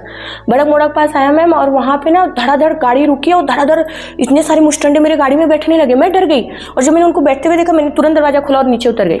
और मैम नीचे उतर के मैं जैसे ही आगे बढ़ी, मेरे जेठ दौड़ते आए और मेरी साड़ी पकड़ के खींचे। पूरी साड़ी मैम मेरी खुल गई, क्योंकि मैं साड़ी पहनती थी वहाँ पे, और मेरा बच्चा ली हूँ। और मुझे इतना मारे मैम, रोड पे मेरे को, रोड पे मारे, बहुत मारा उन्होंने मुझे, बहुत मारा। और फिर मेरे ससुर भी मारे और बोलते दे बच्चा दे, गंदी गालियां देके बच्चा दे छीन रहे हैं, मेरे को मार रहे। और फिर जब सारे लोग धीरे धीरे जमा होने लगे, तो अब इनको लगा कि चीजें गड़बड़ हो जाएंगी। तो मेरे हस्बैंड आए और बोलते हैं कि चल गाड़ी में बैठ, ये गलत क्या। और मेरे को बोले चल बैठ, अभी हम नहीं जाएंगे। उन्होंने मुझे भरोसे में लेते थे और मैं अपने हस्बैंड की सारी बातें मैं मान जाती थी मैम। उसके बाद ना इन्होंने गाड़ी लॉक की, ना मेरे पास फ़ोन था कि मैं पुलिस को इन्फॉर्म कर सकूं, और इन्होंने गाड़ी लॉक किया मेरे हस्बैंड ने। और मैं बार बार दरवाज़ा नॉक भी कर रही हूँ, नहीं खुल रहा है। और मैं बच्चे के साथ, मतलब मैं उस कंडीशन में ही नहीं थी मैम, मैं पूरी नंगी ऑलमोस्ट हो चुकी थी, जितना इन्होंने मेरे साथ गलत किया मेरे जेठ ने। मैम मैं पुलिस कंप्लेन नहीं कर पाई। फिर वहाँ से रात को लगभग 2 बजे तक वहाँ से घर ये थाने में है, घोड़बंदर रोड, वहाँ पे फाउंटेन होटल है, वहाँ पे लेके गए। और वहाँ पे मेरे मतलब कुछ रिलेटिव्स हैं, नंदोई मतलब उनके कुछ रिश्तेदार नंदोई लगेंगे, ऐसे टाइप के हैं। उन लोगों ने समझाया इनको और वापस से समझा के भेज दिया घर पे। इन्होंने वहाँ पे बुलाया, ऐसा है, ये वो, पता नहीं क्या चीज़ें होंगी, मेरी गलती की भाग रही थी, हमने पकड़ा है, कुछ भी बताया होगा। तो वहाँ से वापस इन्होंने मेरे को वापस लेके आए, क्योंकि इनको पता था कि अगर ये मेरे मैके छोड़ेंगे तो हो सकता है कि केस हो सकता है या कुछ भी चीज़। फिर मेरे को वहाँ से इन्होंने रिटर्न लाया, और मेरे जो कपड़े थे, मेरे जो सामान थे, वो कम से कम 6 महीने तक मेरी जो ननद है उनके बिल्डिंग के नीचे उन्होंने फेंक रखा था, मतलब मुझे घर से निकालने के लिए। अभी मुझे घर में लिया, मुझे डर लगता था मैं कहाँ जाऊँगी, तो बच्चे लेके कैसे रहूँगी, कहाँ पे जाऊँगी। फिर कुछ दिन के बाद इन्होंने फिर मुझे ले जाके मार पीट के बॉम्बे छोड़ दिया। और एक बार तो ऐसा हुआ कि मेरी जो जेठानी है उन्होंने मेरा हाथ पकड़ा, मेरे हस्बैंड ने किसी बात पे लेके झगड़ा घर में किए हुए थे, मुझे इतना मारा मैम, मैं आपको निशान भी दिखाऊंगी, यहाँ पे मेरे को मारा, पूरा खून हो गया, पूरे बॉडी में खून। और रात को लगभग 10-11 बजे से ले जाके मुझे बॉम्बे 2-2:30 बजे पांडे जी करके एक हैं, हो सकता है कि वो अपने स्टेटमेंट को बदल देंगे, लेकिन ये मैम है कि वो पांडे जी मेरे गाड़ी ड्राइव करके मुंबई ले गए। और उस वक्त मेरे पापा मम्मी गांव गए हुए थे, और ले जाके रोड पे मेरे बच्चों को और मेरा एक सूटकेस में 2-4 कपड़े लेके इसे फेंक के चले आए। मैं रात को 2 बजे रोड पे छोड़े, मैं कहाँ जाऊँ, मैं नॉक की, मेरे भाई बहन थे छोटे, उन्होंने देखा, वो डर गए मैम। मुझे ऐसी कंडीशन में, मैं पूरे खून में डूबी हुई थी, पूरे शरीर में काला नीला निशान। और फिर वो मेरा भाई दौड़ा कि भाई मतलब कि क्यों किया आपने मेरे बहन के साथ, ये लोग मैम वहाँ से चले आए। नेक्स्ट डे मैम सुबह मेरे बहन ने मेरे को एडमिट किया हॉस्पिटल में, और काफ़ी इंचेस तक चीज़ें थी। डॉक्टर ने बोला हम पुलिस बुलाएंगे। मैंने वहाँ पे NLC लिया, मैंने बट मना किया, मेरे को लगा कि केस बन जाएगा, मेरे हस्बैंड को जेल हो जाएगी, चीज़ें और बिगड़ जाएंगी। इसके लिए मैम मैंने वहाँ पे मैंने अपने हस्बैंड की बचाव की कोशिश की, इतने पे भी मैंने बचाया मैम। और फिर मैं मुंबई रही, फिर थोड़े दिन बाद ये मुझे लेके आए। ऐसा मैम पूरे इतने सालों में इन्होंने यही किया, ले जाके खुद छोड़ते थे और ले आते थे, और सबको क्या बोलते थे, वो तो मुंबई वाली है, हम इतना फैसिलिटी दे रहे हैं, इतना सब कुछ दे रहे हैं, ये तो रहना ही नहीं चाहती यहाँ पे। और जितना टाइम में मैं यहाँ रहती थी, नौकरानी जैसी मेरी हालत कर रखी थी। मेरे हस्बैंड ने, मेरे इन-लॉस ने कभी मैम 5 रुपये का भी सामान मुझे दिया नहीं है, और ना मैंने कभी उनसे डिमांड किया है कि मुझे आप दो। और उसी घर में मेरी जेठानी के बच्चे थे, जेठानी थी, जेठ थे, और खुद एकदम एक स्टैंडर्ड लाइफ जीते थे। दूसरों को दान पुण्य भी करती है मेरी सास, बाहर वालों को ऊपर खर्चा भी करती है, पैसा अच्छी बनती है सोसाइटी में। लेकिन मेरे साथ मैम जो हो रहा था वो सिर्फ मैं फेस कर रही थी, वो बाकी लोगों ने नहीं देखा है। उसके बाद मैम 2000 जैसे मैंने बताया था 16 में केस खत्म हुआ। इन्होंने मुझे, अब बच्चों की पढ़ाई का भी समय आ गया मैम, बच्चे 3-4 साल के हो गए, अब एडमिशन का टाइम आया। अब एडमिशन के टाइम पे भी मैम नाटक चालू, एडमिशन ही नहीं करे, मतलब नाटक शुरू कर दिया। फिर उसके लिए भी मैम मुझे मेरे हस्बैंड से बहस करनी पड़ी। आपके हस्बैंड कितना पढ़े हैं? मैम एग्जैक्ट मुझे नहीं पता है, वो शायद 9th या 10th फेल है। और फैमिली में और कितने लोग एजुकेटेड है, मतलब मेरे जेठ का भी सेम एज इट इज़ पढ़ाई है, मेरे ससुर की 7th तक की पढ़ाई है, सास का कुछ पढ़ाई नहीं है। और आपकी है? हाँ। और बट मैम मैं यहाँ पे भी मैं बताना चाहूँगी कि मेरे साथ जितना कुछ भी गलत हुआ है उसमें मेरी जो ननद है उनका ज़्यादा कुछ रोल नहीं है। वो मतलब उन्होंने मेरे साथ कुछ गलत नहीं किया है, तो मैं उनको ज़्यादा मतलब ब्लेम नहीं कर सकती हूँ कि भाई किया है उन्होंने नहीं किया है। बट मेरी जेठानी, मेरा जेठ, मेरे सास ससुर और मेरे पति, ये 5 लोग थे जो मुझे परेशान करते थे। ननद है उन्हीं की लड़की है, मतलब वो मेरे से बात भी नहीं करती थी, उस घर में थी, उन्होंने मेरे से कोई कांटेक्ट ही नहीं रखा। मुझे वो चीज़ बहुत हर्ट करती थी कि क्यों नहीं बात करती, पता नहीं वो क्यों नहीं बात करती थी, मुझे नहीं मालूम, बट वो मेरे से बात ही नहीं करती थी। मैम दूसरी चीज़ें हुआ ना कि जेठानी आपके कितना दहेज लेकर आई थी? कुछ नहीं मैम। तो जेठानी के सिर्फ गोरे होने की वजह से उनकी इतनी वैल्यू थी करके? हाँ मैम। और वो कभी अपने परिवार को रोकने की कोशिश नहीं, अपने सास ससुर या अपने देवर को, किसी को भी? मैम उल्टा वो घर में आग लगाती थी, कान भरती थी, मैनिपुलेट करती थी, चाय पत्ती इतना यूज़ कर लिया, तेल ज़्यादा यूज़ कर लिया, और क्या बोलते हैं ये तो ऐसी है वैसी है, ये सारी चीज़ें मैम वो मतलब काम करती रहती थी। और झूठी झूठी अफवाहें फैलाती थी, ये तो ऐसा करती है, ये तो वैसा करती है, ये तो इसको तो ढंग नहीं है, ये तो ऐसी है वैसी है, ये सारी चीज़ें वो करती रहती थी। मतलब कहने का घर में आग लगी हुई है तो उसमें और घी डालने का और मंत्रा का काम आपकी जेठानी करती थी? मैम एक्चुअली मेरी जो जेठ और जेठानी है ना, इन लोग को मुझसे बहुत जलन थी और इनको कैसा ना सारा प्रॉपर्टी जो है सब उनका होना चाहिए, तो उसके लिए मुझे घर से उनको बेदखल करना बहुत ज़रूरी था। और कुछ इंटरनल भी चीज़ें मैम, बट मेरा इस वक्त कोर्ट में मैटर है, मैं कुछ चीज़ें ओपनली नहीं बता सकती हूँ, बट चीज़ें यही है मैम कि ये सारी चीज़ें लोग हरकतें करती रहती थी मेरी जेठानी। और मेरे हस्बैंड से ये लोग चढ़ा चढ़ा के मरवाते भी थे, और मेरे हस्बैंड जब मारते थे ना तो उनको बहुत सारा प्यार, पैसा, ये सारी चीज़ें दुलार दिया जाता था, और जब वो उनका मेरे साथ कभी रिश्ता अच्छा रहने लगता था तो उनको ये लोग टॉर्चर भी करते थे। अच्छा। हाँ मैम, आपको मैं बताऊंगी कि 2019 में मेरे हस्बैंड ने 2 सितंबर को 2019 को मुझे, उसके पहले से घर में बहुत झगड़े चल रहे थे, बच्चे स्कूल में जा रहे थे, बहुत झगड़े, अप्रैल में झगड़ा उगड़ा करके कैसे कैसे बच्चों का झुंझुनवाला में एडमिशन कराया, उस घर के बाकी बच्चे भी वहीं जा रहे थे। और उसके बाद मैम बाकी बच्चों के लिए ना कुछ भी होता था तो कोई सिचुएशन क्रिएट नहीं होती थी, लेकिन मेरे बच्चों के लिए जैसे हॉस्पिटल हो गया, मेडिसिन हो गया और स्कूल हो गया, तो उसके लिए बहुत बड़ा बवाल मच जाता था घर में। तो 2 सितंबर तक ना मैम मेरे हस्बैंड इतना मुझे टॉर्चर कर चुके थे, मुझे लगभग 1 से 1.5 महीने तक मेरे को रात को नींद नहीं मिली थी मैम। मारना, पीटना, और तमाशा करना, दारू पीना, ये लोग जितना बोल रहे थे वो उतना करते थे मैम। और उसके बाद उन्होंने मुझे सुसाइड की भी धमकी दी, और मेरे सामने मैम डबल स्टैंडर्ड का गेम खेलते थे, मैं तुझसे बहुत प्यार करता हूँ, तेरे साथ बहुत अच्छे से रहना चाहता हूँ, चांदनी में पढ़ा लिखा नहीं हूँ, मेरे पास कुछ पैसे नहीं है, मैं तेरे साथ कैसे मतलब आगे अगर हम क्या करेंगे, घर वाले बोल रहे हैं हम तुझे घर से निकाल देंगे। आपकी फैमिली का बिजनेस है या सब अपने मतलब जॉब करते हैं? मैम बिजनेस है। किस चीज़ का बिजनेस है? मैम लेबर कॉन्ट्रैक्ट का बिजनेस है। और लेबर कॉन्ट्रैक्ट बिजनेस कौन कौन देखता है? मैम ये जॉइंट फैमिली बिजनेस है। जब मेरी शादी, आपके हस्बैंड और आपके जेठ और आपके ससुर तीनों लोग ही देखते हैं ना? हाँ मैम, ये बिजनेस स्टैंड करने वाले मेरे हस्बैंड ही हैं, बट ये मेरे जो जेठ की षड्यंत्र थी, इसमें जब मेरा ये कोर्ट का मैटर स्टार्ट हुआ तो उन्होंने मेरे हस्बैंड को जो है वो मतलब दिखाया कि वो कुछ नहीं कमाते, सब कुछ मैं बिजनेस संभालता हूँ, मेरी प्रॉपर्टी है, ये रेंट आता है, वो करता, मतलब सब कुछ ओनर मैं ही हूँ, और वो सबको खर्चा देते हैं घर के, मतलब इस तरीके से उन्होंने प्रेजेंट किया। और फिर मेरे हस्बैंड पूरी तरीके से जेठ के ऊपर डिपेंड हो गए कि अगर वो उनसे बगावत करते हैं, उनकी बातें नहीं मानेंगे तो फिर उनको 10 रुपये भी नहीं मिलने वाला है, उनके खुद के खर्चे नहीं होंगे। और मेरे हस्बैंड, मैं मतलब क्या ही बोलूँ, वो हिम्मत ही नहीं करते कि स्टैंड रखें अपना। और मैम ये लोग ना स्टार्टिंग से ना मेरा कलर डाउन था, या फिर दहेज की वजह से, या इनको मुझसे क्या प्रॉब्लम थी, मेरे हस्बैंड के लोग स्टार्टिंग से दूसरी शादी कराना चाहते थे। बार बार मुझे ताना मारते थे, सिंटू की तो दूसरी शादी होगी, सिंटू की तो दूसरी शादी होगी, उसकी कुंडली में लिखा है कि उसकी दूसरी शादी होगी। तो मतलब इस टाइप का दिमाग के अंदर एक जहर भरने की घर में साजिश होना शुरू? हाँ, साजिश होना शुरू कर दिए थे मैम, और ये सारी चीज़ें चल रही थी मैम, और उन्होंने वो ऑलमोस्ट उन्होंने कर ही दिया है। क्या किया मतलब जैसे? मैम मैं आपको बता रही हूँ कि इन लोगों ने कितना गंदा मेरे साथ गेम खेला। जैसे कि मैंने आपको बताया कि 2019 में मेरे हस्बैंड ने सुसाइड की धमकी देके मेरे साथ मुंबई गए मेरे मम्मी के घर पे, और वहाँ जाने के बाद इन्होंने बोला कि मम्मी, मेरे माँ बाप ने मुझे घर से निकाला है, मेरे को बहुत टॉर्चर करते थे, मैं चांदनी के साथ अच्छे से रहना चाहता हूँ बच्चों के साथ, अब मैं यहीं रहूँगा, बट मैं आपके घर में नहीं रहूँगा।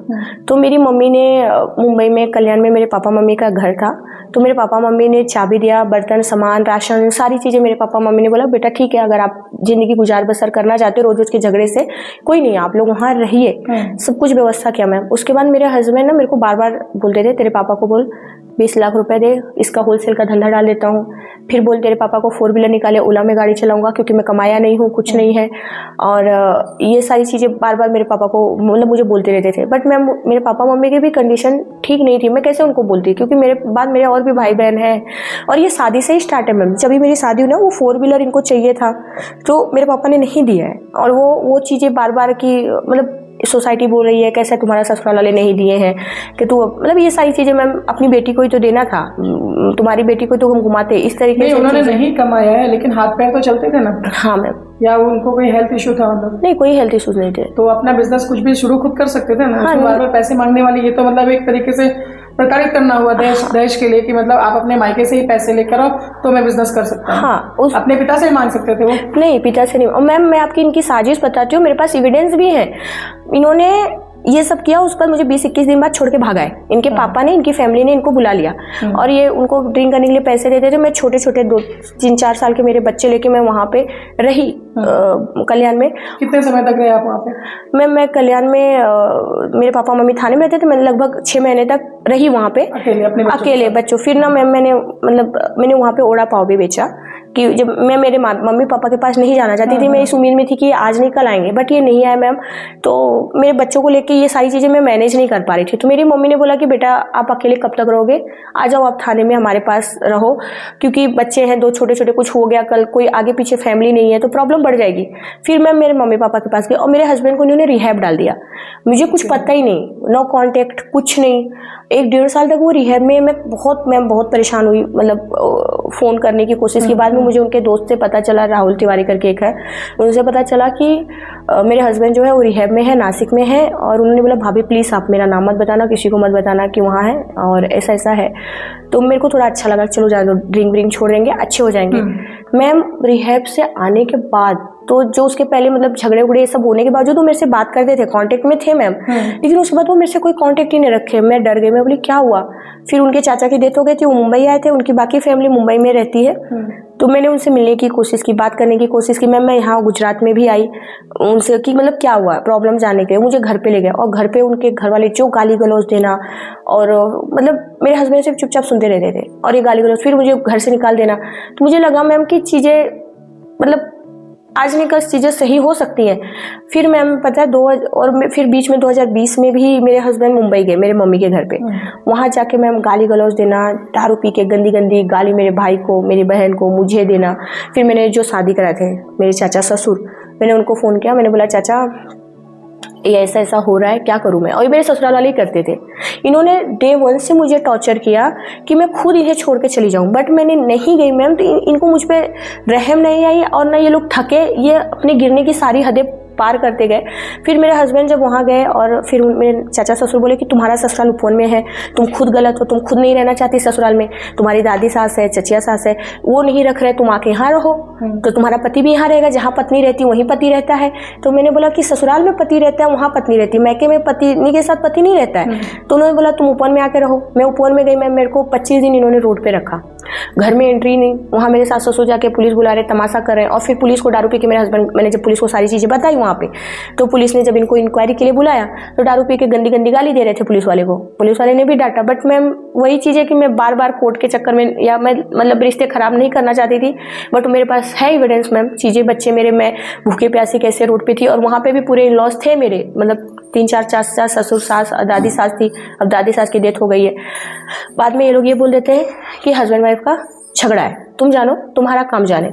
मैम उस बीच मेरे हस्बैंड के बहुत सारे, मेरी जब से शादी हुई है और अभी तक बहुत सारे एक्स्ट्रा मैरिटल अफेयर रहे हैं। और इसके बारे में आपको पता चला कैसे? मैम शादी के कुछ समय बाद ही मुझे मेरे हस्बैंड ने ही बताया और मेरे हस्बैंड की भाभी उन्होंने भी बताया। तो मैंने सोचा ठीक है, कोई नहीं, पास्ट है, ठीक है, प्रेजेंट और फ्यूचर। शादी के पहले ये था या शादी के बाद? मैम शादी के पहले से था और शादी के बाद भी था। अच्छा।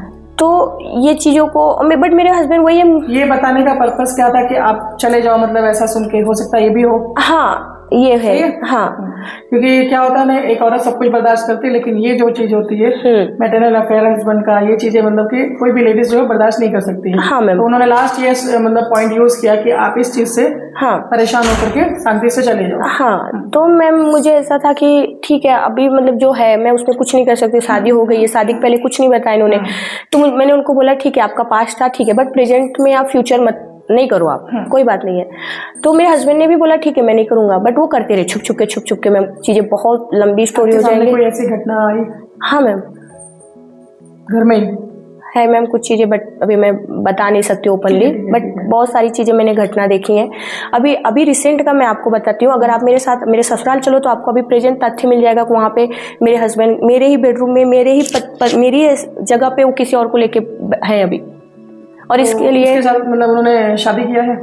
मैम लड़की के जो फूफा है, मेरे पास कॉल रिकॉर्डिंग भी है और भी चीज़ें एविडेंस है, जिसमें लड़की के जो फूफा है उन्होंने एक्सेप्ट किया कि उन्होंने महालक्ष्मी मंदिर में शादी की है।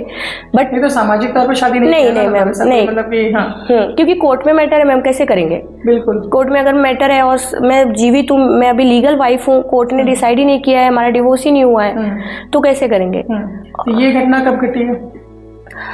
मैम मुझे 1 से 1.5 साल पहले लगभग पता चला ये चीज़ें। तो मैंने ना मेरे को पता चला कि इनकी एक गर्लफ्रेंड है। और मैं आपको एक चीज़ तो बताने भूल गई, डिवोर्स स्टार्ट कहाँ से हुआ, पहले मैं वो बताती हूँ फिर ये बताती हूँ। तो मैम मैंने मेरे हस्बैंड के पास मिलने आई ना, तो मेरे हस्बैंड ने मेरे से रात को चैट करके मुझे बुलाया, और जब मैं आई मैम सुबह फिर मैं पैर छू रही, मुझे गंदी गंदी गालियाँ दी मेरे ससुर जेठ ने, और जेठ ने मेरे हस्बैंड को ले जाके पुलिस लेके आई और बोला इसका डिवोर्स हो गया है। 2021 में 10 तारीख को मेरे हस्बैंड ने बुलाया, 11 दिसंबर को मैं आई और पुलिस लेके आ गए। मेरे पास वीडियोज़ है, एविडेंस है। तो मैम पुलिस आई, बोलती निकलो आप घर से, आपका तो डिवोर्स हो गया। मैं पुलिस सर पेपर कहाँ है? लेकिन बिना हस्बैंड वाइफ के डॉक्यूमेंट साइन किए बिना कैसे डिवोर्स हो जाता? तो मैम ये इस तरीके से लोगों को गुमराह कर रहे हैं। तो मैंने जब पुलिस से डॉक्यूमेंट मांगा तो इनके पास तो डॉक्यूमेंट था नहीं मैम, और कोर्ट भी बंद था, शनिवार रविवार था। इन्होंने मंडे को 13 दिसंबर को जाके आनंद फानंद में डिवोर्स फाइल किया। डॉक्यूमेंट बनता है, तो डॉक्यूमेंट पे आपने कहीं साइन किया था? नहीं मैम। तो फिर डिवोर्स कैसे हुआ? फिर इन्होंने झूठी बातें बता के पुलिस इस तरीके से बुला के मुझे टॉर्चर कराया। पुलिस की भी वहाँ गलती है। हाँ। पुलिस और हमारा कानून जो है, तो कानून क्या आंख बंद करके जो कानून अपना जो गुनाह साबित करता लोगों पे, वहाँ पे पुलिस का फर्ज बनता था कि वो आपसे या तो आपके ससुराल वालों से वो डिवोर्स का डॉक्यूमेंट को देखना, वेरीफाई करना बहुत जरूरी था। मैम मैंने पुलिस वाले को बोला कि सर आप प्लीज इनसे डॉक्यूमेंट मांगिए। तो इन्होंने, मेरे जो इन-लॉज हैं, फिर जब उनके पास डॉक्यूमेंट तो था नहीं, फिर वो बोलते हैं कि हमने फाइल किया है कोर्ट में, और क्या बोलते हैं, हम गांव में नोटिस भेजे हैं। पुलिस ने आपके ऊपर एक्शन लिया इसके लिए कुछ? हाँ मैम, मैंने जब पुलिस को बताया, पुलिस ने वहाँ पे समझाने की कोशिश, पुलिस बोला चलो मैम मैं आपको बड़े साहब से मिलाता हूँ, आपको प्रोटेक्शन दिलाता हूँ। पुलिस आई थी या पुरुष? नहीं मैम, 2 जेंट्स आए थे। ये भी एक गलत पॉइंट है। हाँ, कभी भी जब महिला का कोई मैटर आता है तो यहाँ पे हमारे देश की कानून व्यवस्था जो है उनको ध्यान रखना चाहिए कि कभी भी महिला का मैटर में महिला पुलिस ही आती है महिला के पास। नहीं मैम, और उन्होंने ना, ये 11 दिसंबर की बात है 2021 की, 13 दिसंबर को इन्होंने डिवोर्स फाइल किया, और उसके बाद इन्होंने मुझे मेरा बेडरूम लॉक किया। मेरे पास सब चीज़ के तथ्य हैं मैम। बेडरूम लॉक किया, मैं नहाऊं कैसे? मेरे को ना खाना ना पानी, मैं ना सोना, और मैं घूंघट लेती थी ससुर जेठ के सामने, तो मैं उन लोगों के सामने मैं सो भी नहीं सकती थी। मैं क्या करती, मेरे पास वीडियोज़ है, इन्होंने मेरा दरवाज़ा नहीं खोला। और फिर मुझे पुलिस, मतलब मेरे को घर से, मैंने पुलिस को 100 नंबर पर फ़ोन भी किया, पुलिस नहीं आई। तो मेरे को मजबूरन घर में से निकल के पुलिस स्टेशन में एप्लीकेशन लिखने के लिए कि मेरा बेडरूम खुला है, मुझे नहाना धोना, प्राइवेसी मेरी भंग हो रही है।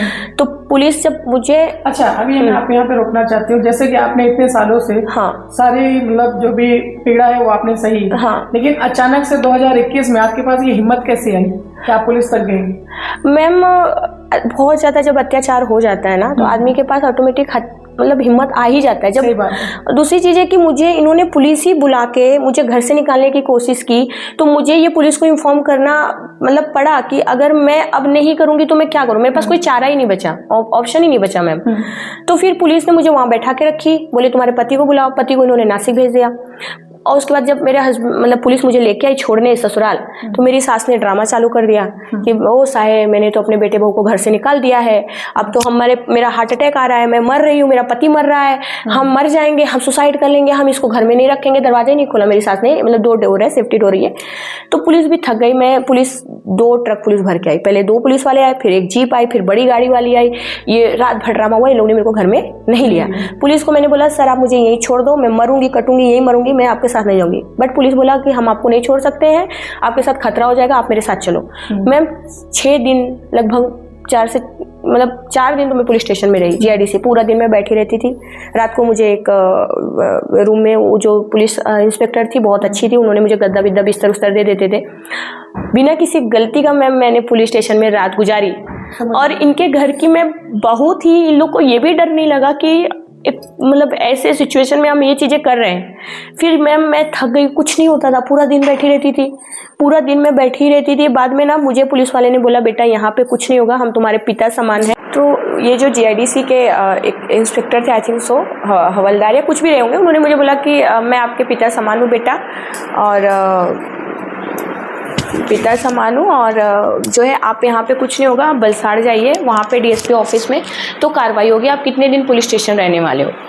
तो मैंने बोला कि बात तो सही है, कैसे जाऊँ मैं बलसाड़, क्या करना चाहिए मुझे, क्या। उन्होंने मुझे गाइड किया और फिर मैं बलसाड़ गई। और उस वक्त मुझे शाम हो गए थे, लगभग 6-7 बजे सर आए राउंड से। सर के आने के बाद मैंने उनको एप्लीकेशन दिया और सारी चीज़ें मैंने उन्हें एक्सप्लेन की। तो सर ने यहाँ के जीआईडीसी पुलिस स्टेशन में भरवार सर अधिकारी थे, उन्हें कॉल करके उन्होंने बोला कि आप इनके ससुराल वालों को थोड़ा अच्छे से समझाओ, चाय पानी दे के।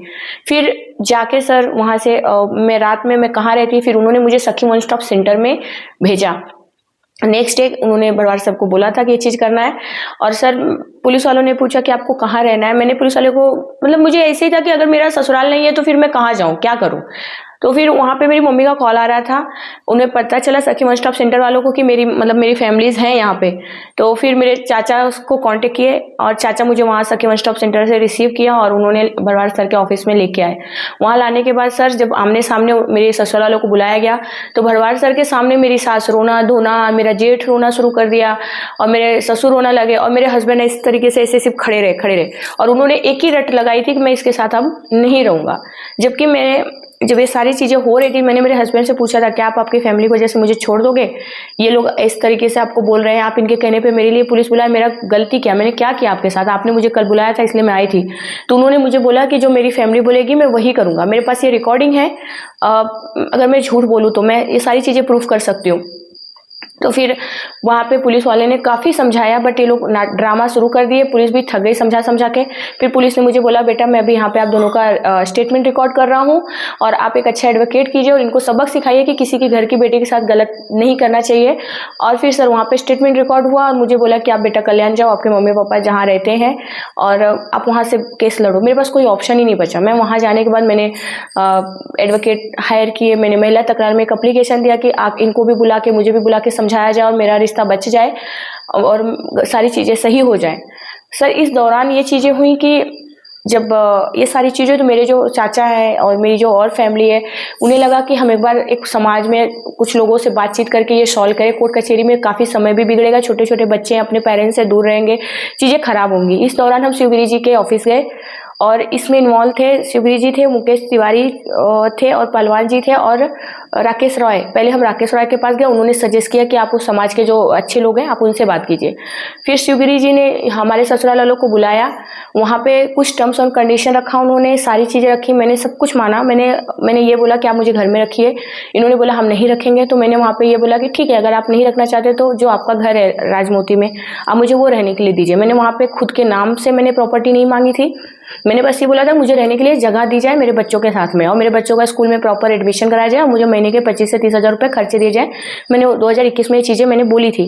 तो इन्होंने बोला हम इतना नहीं देंगे, हम 20,000 या 25,000 रुपये देंगे। तो मैंने बोला ठीक है वो भी चलेगा। मेरे हस्बैंड ने बोला था तुम ये नहीं करोगे कि तुम्हारे भाई के बच्चों के साथ तुम मेरी भाभी की इतना स्टैंडर्ड लाइफ है, ये घर है, तुम्हें ये सब नहीं मिलेगा, तुम्हें जो है इसकी तुम बराबरी नहीं कर सकती हो। तो मैंने मेरे बच्चों के लिए कि सारी चीज़ें माना। मैंने बोला ठीक है आप मुझे बेसिक नीड के पैसे दे दीजिए और घर दे दीजिए।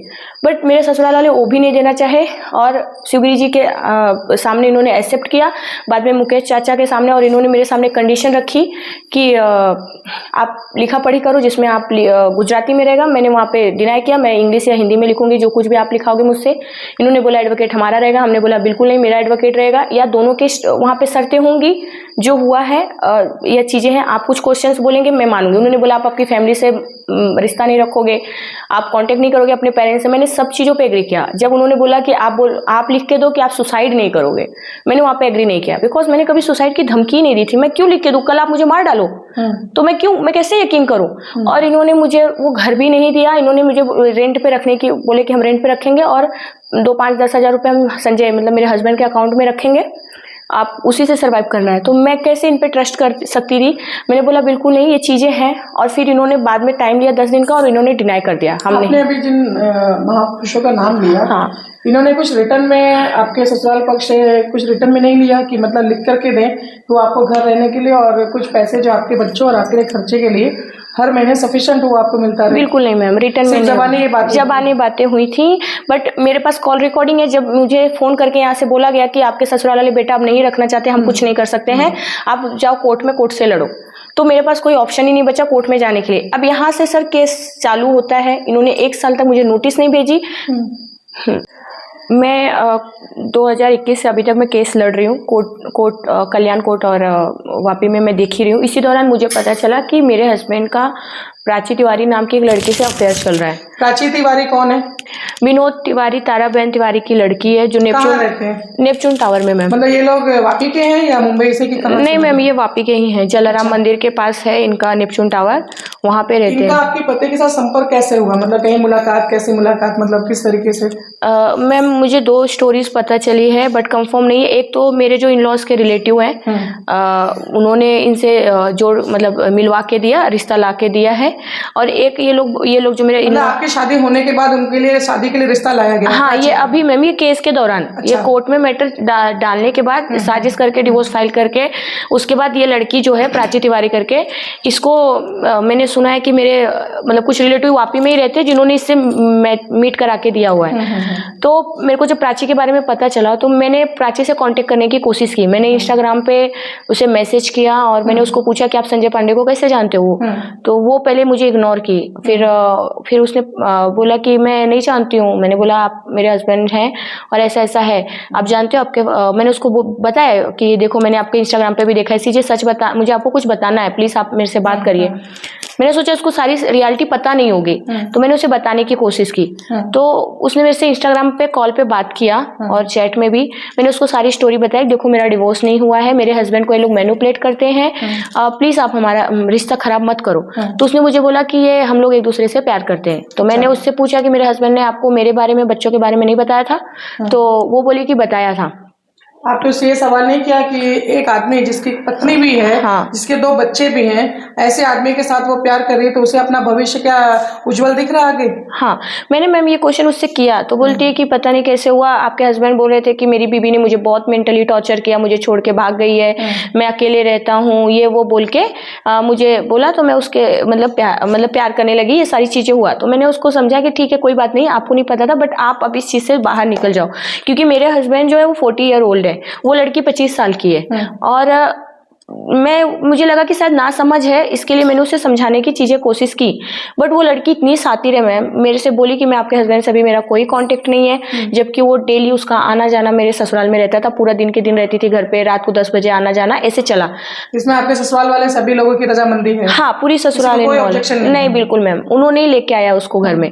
उसके बाद मैम जब लड़की नहीं समझी तो फिर मैंने ना सोचा कि इसके पेरेंट्स को कांटेक्ट करूं, इसके पेरेंट्स को बताऊं कि मतलब ये चीजें रुके, मेरे बच्चों का, मेरी एक बेटी है मैम, एक मेरा बेटा है, मेरे बच्चों पे क्या इफेक्ट पड़ेगा। हाँ, तो मैंने उसके मम्मी पापा को कांटेक्ट करने की कोशिश की, मैंने कहाँ से नंबर निकाला, इसमें जो है मुझे नंबर मिला, मैंने उसके पापा को कॉल करने की कोशिश किया। उसके पापा ने बोला कि हम काफ़ी समझा रहे हैं, हमारी बेटी समझ नहीं रही। उसकी मम्मी ने भी बात किया, उसकी मम्मी ने मुझे बोला कि आप जो है थोड़ा सा डांटो मेरी लड़की को, उल्टा पुल्टा बोलो। मैं बोली मैं कैसे बोलूँ, मैंने उसे प्यार से समझाने की कोशिश की। तो उसकी मम्मी बोली आप आपके बच्चे को लेके आओ मेरे घर पे, शायद बच्चों को देख के वो तरस खा जाए और ये चीज़ों से पीछे हट जाए, क्योंकि अभी वो झगड़ा कर रही है, मारपीट कर रही है, ये सारी चीज़ें कर रही है। तो मैंने बोला कि ठीक है। मैम मुंबई से बच्चों को भी लेके आई उसकी माँ के कहने पे। हाँ। और जब मैं उसके घर पे गई और वो लड़की जो है पुलिस बुला ली 100 नंबर पे कॉल करके, और कुछ भी नहीं, बातचीत ही नहीं, उसने मुझे देखा और देखते ही बेडरूम में गई और वहाँ से 100 नंबर पे कॉल किया। वहाँ पे पुलिस आई, पुलिस बोलती है आप धमकी दे रहे हो, ये कर रहे हो। मैं बोली सर कुछ नहीं। उसके माँ बाप भी वहाँ पे बोल रहे हैं कि कुछ नहीं, बस रिकॉर्डिंग है मैम, क्योंकि उसकी माँ ने मुझे बुलाया और वो सारी चीज़ें हुई। तो पुलिस मुझे पुलिस स्टेशन लेके गई मैम, जबकि मेरा जो बेटा है, मेरी जो बेटी है, उस प्राची के सामने मैं ऐसे हाथ जोड़ के क्या बिनती, दीदी प्लीज़ आप मेरे पापा को छोड़ दीजिए, प्लीज़ आप हमारी लाइफ मत खराब करो, मुझे मेरे पापा को दे दो। पर वो लड़की मैम कुछ भी नहीं सुनी। और उसके बाद जो है पुलिस स्टेशन में पुलिस ने मुझे धमकी, बार बार पुलिस आप ही के ऊपर ही मुझे दबाव डाला है, दबाव डाला है और हाँ, पुलिस ने आप पे एक्शन लिया है। एक्शन लिया। हाँ, पुलिस मुझे बोलती है कि आप उसके घर पे क्यों गए। मैं बोली उसके मम्मी पापा ने बुलाया। बोलते फिर भी तुम क्यों गई, वो अडल्ट है, वो कर सकती। मैंने उनको बताया इसका लड़की का अफेयर है, ये सारी चीजें हैं। पुलिस मुझे डांट रही थी, मुझे समझा के और उसको भी समझा के फिर भेज दिया। मैम ये सारी चीजें हुई। मैं और एक लोगों को मैं नाम बताना चाहूंगी क्योंकि उनको भी सारी स्टोरी पता है। यहाँ पे मैम सुनीता तिवारी करके मंदिर की, मैंने उनसे भी कांटेक्ट करने की कोशिश। आपका क्या रिश्ता है? मैम मेरा रिश्ता नहीं है, वो प्राची तिवारी की जो बहन है वो उनकी बहू है। अच्छा। हाँ, तो वो उनका रिलेशन है। सुनीता जी ने भी बोला ये गलत है, उन्होंने मेरे सपोर्ट करने के लिए बोला कि चलो हम थोड़ा चलते हैं। यहाँ सरीगांव में एक एमएलए जी हैं, उनका नाम मेरे को याद नहीं आ रहा है, रमण पाटकर। वहाँ पे महेश पटेल करके हैं जो पूर्व बीजेपी के अध्यक्ष रह चुके हैं, वो और सुनीता जी और मैं गए वहाँ पे। बोले कि दवे सर से हम बात करेंगे, लड़की को समझाया जाए और इस चीज़ से बाहर निकले। लड़की की माँ ने भी दवे सर को एक एप्लीकेशन दिया कि मेरे ससुराल वाले लड़की पे दबाव डाल रहे हैं शादी करने के लिए। ये सब होने के बावजूद मैम वो लड़की को परमानेंट मेरे ससुराल वाले कुछ दिन तो रेंट पे रूम दे के चला में रखे थे। बाद में अभी अपने घर में पिछले 7-8 महीने से वो मेरे ससुराल में रह रही है। के साथ में प्राची की शादी हो गई है? मैम वो इनडायरेक्ट सोशल में शादी इन्होंने नहीं किया है, जैसे बिकॉज कोर्ट में मैटर है। सामाजिक शादी नहीं किया है मगर एक पति पत्नी की तरह वो एक घर में रह रहे हैं। हाँ मैम रह रहे हैं, वो मेरे ही बेडरूम में, मेरे ही घर के में मैम रह रही है। और इन सब चीज़ों की वजह से मैम मेरे बच्चों पे बहुत गंदा इफेक्ट पड़ रहा है। मतलब बच्चों के मेरे बच्चे ना इतने सारी बार कॉल करते हैं मेरे हस्बैंड को और इन लॉज को, ये लोग कॉल नहीं उठाते मैम। एक बार मेरे बच्चों ने जिद किया मम्मी मुझे पापा से एक बार देखना है, काफ़ी समय से पापा दूर है मैम। मैंने भी बच्चों को यहाँ वापस लेके आई और बच्चे बिल्डिंग के नीचे से कॉल किए कि पापा आप एक बार हमें आपको देखना है, आप आ जाओ। तो मेरे हस्बैंड जो है मैम फ़ोन कट कर दिए। फिर मेरे बच्चे सास ससुर को फ़ोन किया, ससुर ने भी फ़ोन कट किया। फिर बच्चे खुद ही गए, मैं नीचे थी मैम, मैं घर पे नहीं गई, नहीं तो ये ट्रेसपासिंग का मेरे ऊपर एलिगेशन भी लगा सकते थे। बच्चे गए, मेरी सास ने दरवाज़ा नहीं खोला और उनको गाली दे के डांट के भगा दी। और जो है मैम फिर बच्चे रोते रोते आए और बोले मम्मी हमें पापा से नहीं मिलने दे रहे हैं। और जबकि मेरे हस्बैंड घर में ही थे मैम और सारी फैमिली थी। मैम मेरे बच्चों की क्या कसूर है, मेरे बच्चों ने इनका क्या बिगाड़ा है? बच्चों को सारा स्टोरी पता है कि मतलब उनके पेरेंट्स के साथ में क्या हो रहा है, क्या चल रहा है? मतलब बच्चे सवाल किया कुछ? बच्चों ने मैम देखा है, मुझे जब मारते थे ये लोग गाली गलौज देते थे, बच्चों ने देखा है। बच्चे बहुत छोटे थे मैम, लेकिन चीजें अभी देख रहे हैं। क्या है उनकी मतलब सोच क्या है कि मतलब उन्हें मम्मी पापा दोनों के साथ में रहना है या मम्मी या पापा दोनों में से किसी एक के साथ रहना है, ऐसा कुछ? मैम बच्चों को तो पूरी फैमिली को मिस करते हैं, पूरी फैमिली चाहते हैं। जैसे मेरे जो घर में और 2-4 बच्चे हैं उनके बारे में भी पूछते हैं, अपने दादा दादी के बारे में भी पूछते हैं, पापा के बारे में भी। बार बार सवाल आता होगा ना कि हम अपने घर कब जाएंगे? हाँ बार सवाल। हाँ मम्मी सबके, हम लोग क्यों मतलब अपने पापा से अपने दादा दादी से सभी परिवार से दूर क्यों हैं? हाँ बच्चे करते होंगे आपसे। हाँ मैम करते हैं। बार कैसे समझाते हैं? मैम मेरे पास जवाब नहीं रहता, मैं बस उनको यही बोलती हूँ कि आपके पापा भी मैं हूँ, मम्मी भी मैं हूँ, एक दिन बेटा सब सही हो जाएंगे, आपकी फैमिली आपको मिलेगी। मतलब आपके घर में जो ये सिचुएशन चल रही है इसके बारे में बच्चों को पता है? जी मैम पता है। कितने बड़े बच्चे? मैम 12 साल अभी हो जाएगा, बेटा है 13 साल की लगभग बेटी हो जाएगी मार्च में। और मैम ये प्राची के चक्कर में ना मेरे पापा को हार्ट अटैक भी आ गया, मेरी पूरी फैमिली बर्बाद हुई। जब मेरे पापा को ये चीज़ पता चला, मेरे पापा को हार्ट अटैक आया मैम, और वो पूरे 1 साल से मेरे पापा मोस्टली मतलब ठीक ही नहीं, हर दूसरे तीसरे महीने उनको हॉस्पिटलाइज करना पड़ रहा है, आईसीयू में एडमिट करना पड़ रहा है। मेरी पूरी फैमिली में मैं और मेरे बच्चे बर्बाद हो गए। और बच्चों का पढ़ाई पे ध्यान भी नहीं लगता है। जब बच्चे पढ़ रहे हैं अभी? जी मैम बच्चे पढ़ रहे हैं। कहाँ पढ़ रहे हैं? मैम बच्चे मेरे साथ ही थे, बट ये सब जब बहुत ज़्यादा चीज़ें बिगड़ी तो मैंने बच्चों को हॉस्टल डाला मैम, जिससे मेरे बच्चे इन सब प्रॉब्लम से दूर रहे और उनके दिमाग पे गंदा इफेक्ट ना पड़े। तो उनका जो बेसिक खर्चे, जैसे कि आपने हॉस्टल में डाला तो उनकी पढ़ाई लिखाई का हॉस्टल के खर्चे भी होते हैं, वो आपको सपोर्ट कहाँ से मिलता है? मैम मेरे पेरेंट्स करते हैं। पेरेंट्स कर रहे हैं? हाँ। ओके, और आपका, आप क्या कर रही हैं? मैम मैं मेरे ये जो 4-6 कोर्ट चल रहे हैं, मैं पहले थोड़ा बहुत जॉब करती थी मैम, बट ये कोर्ट केस की वजह से मैं जॉब ही नहीं कर पाती हूँ बिकॉज 4 मैटर है, मेंटली डिस्टर्ब हूँ मैम। मतलब कि आपके फैमिली, जो आपके पेरेंट्स हैं, वो आपके बच्चों का और आपका भी पूरा खर्चा जो अभी तक उठा रहे हैं? जी मैम। आपका, मैं जानना चाहती हूँ, आपकी इस पूरे जो आपकी घटना जो घटी है, इसमें आपकी अपनी मर्जी क्या है? मतलब आप क्या चाहते हो कि मतलब आगे चल के आपके साथ में आपका फैसला क्या है? मतलब आप साथ रहना चाहते हैं? जी मैम। या अपने बच्चे, अपने फैमिली के साथ में रहना चाहते हैं, अपने हस्बैंड के साथ में, इतना सब कुछ होने के बाद भी? जी मैम। और आपकी ये भी अपील है कि जो प्राची नाम की जो लड़की है, हाँ। वो आपके फैमिली, मतलब यानी आपके हस्बैंड से जो है उसे दूर किया जाए, हाँ। और आप अपने चारों लोग, आप अपनी फैमिली जो है साथ में रह सके, यही आपकी, यही आपकी मांग है? इसके अलावा आपने कभी कंपनसेशन की बात नहीं मांगी?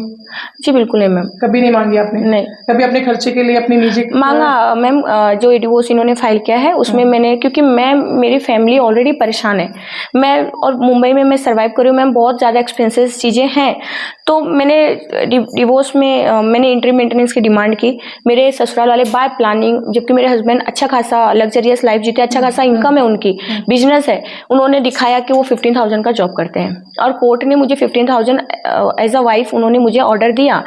उसके बाद इन्होंने हाई कोर्ट गए, नहीं मैम, इंट्री मेंटेनेंस, ओके, हाँ, इन्होंने हाई कोर्ट गए उसके अगेंस्ट कि वो 15,000 भी मुझे और मेरे बच्चों को ना दिया जाए, बट हाई कोर्ट ने भी एज इट इज ऑर्डर रखा मैम, ये कंटिन्यू मुझे हर महीने पैसे नहीं देते हैं। ये क्या करते हैं, 1 साल 1.5 साल पे कोर्ट की जब हियरिंग आती है तो आप अपनी तरफ से अपना पक्ष, अपनी तरफ से आप जाते हो? Yes ma'am. आप अकेले कोर्ट का सब हैंडल करते हो, सारी जो भी डेट, सारी जो हियरिंग्स आती है? जी मैम। ससुराल पक्ष से कितने लोग आते हैं? कोई नहीं आता मैम। कोई आते ही नहीं? नहीं, उनका एडवोकेट रहता है बस। तो ये जज ने कभी क्वेश्चन नहीं किया कि दोनों पक्ष के मतलब कि वहाँ पे मौजूद होने चाहिए?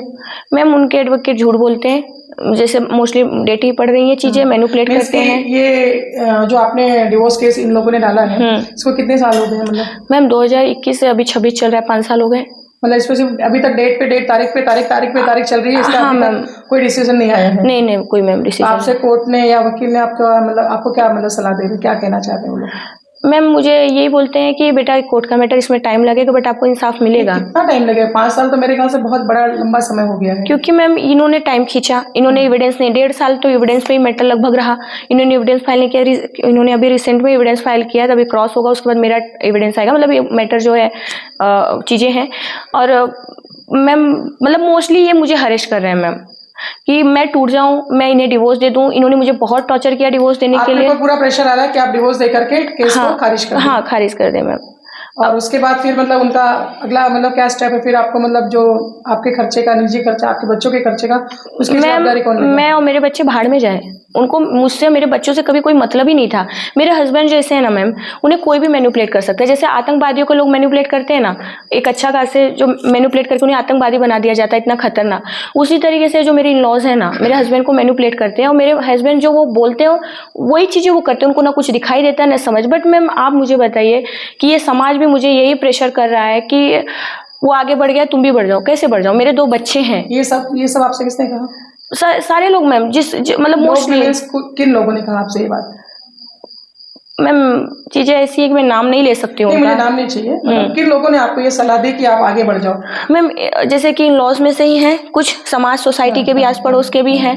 अभी इन लॉज भी मेरे जो है ससुर जी हैं, वो मुझे मैम समाज में बेइज्जत कर रहे हैं, इंसल्ट कर रहे हैं, गंदी गंदी गालियाँ, एलिगेशन लगा रहे हैं। ये मेरे सास ससुर बोलते हैं मैं इनके साथ नहीं रहती हूँ, मुंबई में मेरा कोई बॉयफ्रेंड है। तो आपने उनको कहना चाहिए कि जब आप उन्होंने आपको ये बोला कि आगे बढ़ जाओ, तो आपको उनसे सवाल करना चाहिए कि मेरे 15 साल मुझे लौटा दो, मेरी जिम्मेदारी जो है, जो मेरे बच्चों की जिम्मेदारियां हैं, जो मेरे बच्चों का भविष्य का जो खर्चे हैं, या मेरे भी खुद की निजी खर्चे हैं, उसकी जवाबदारी कौन ले लेगा? फिर मैं इसके ऊपर सोचूंगी और फिर आगे। मैंने बोला मैम, उनका जो एडवोकेट है मुंबई में, वो बार बार आके मुझे ऑफर दे रहा था कि मैम आप पैसा लेके थोड़ा बहुत सेटल कर दो, आपका क्या डिमांड है, सेटल कर दो। सेटल मतलब केस खत्म नहीं करना, डिवोर्स चाहिए। अच्छा। तो मैंने उनको बोला सर देखो मुझे डिवोर्स नहीं देना है, मैं ऐसे घर से बिलोंग नहीं करती हूँ, मेरे 2 बच्चे, एक काम करो आप 15 साल रिटर्न दो और मेरे बच्चों का फ्यूचर सेव करो, मुझे अभी आप लो तो अभी डिवोर्स दे देती हूँ। मैंने उसको ये चीजें बोला क्योंकि बात मेरी नहीं, मेरे अधिकारों के, मेरे बच्चों के अधिकारों की बात है। हम मैम कोई मार्केट के कपड़ा नहीं, आप लाओ पहनो और फेंक दो। मैं औरत हूँ, आपने मुझे 15 साल मेरी जिंदगी बर्बाद की, मेरे बच्चों की, मेरी बेटी ने जो बचपना खोया, मेरे बच्चों ने जो खोया मैम, जो फेस किया, वो चीजें का तो भरपाई पैसे से तो नहीं हो सकता है ना।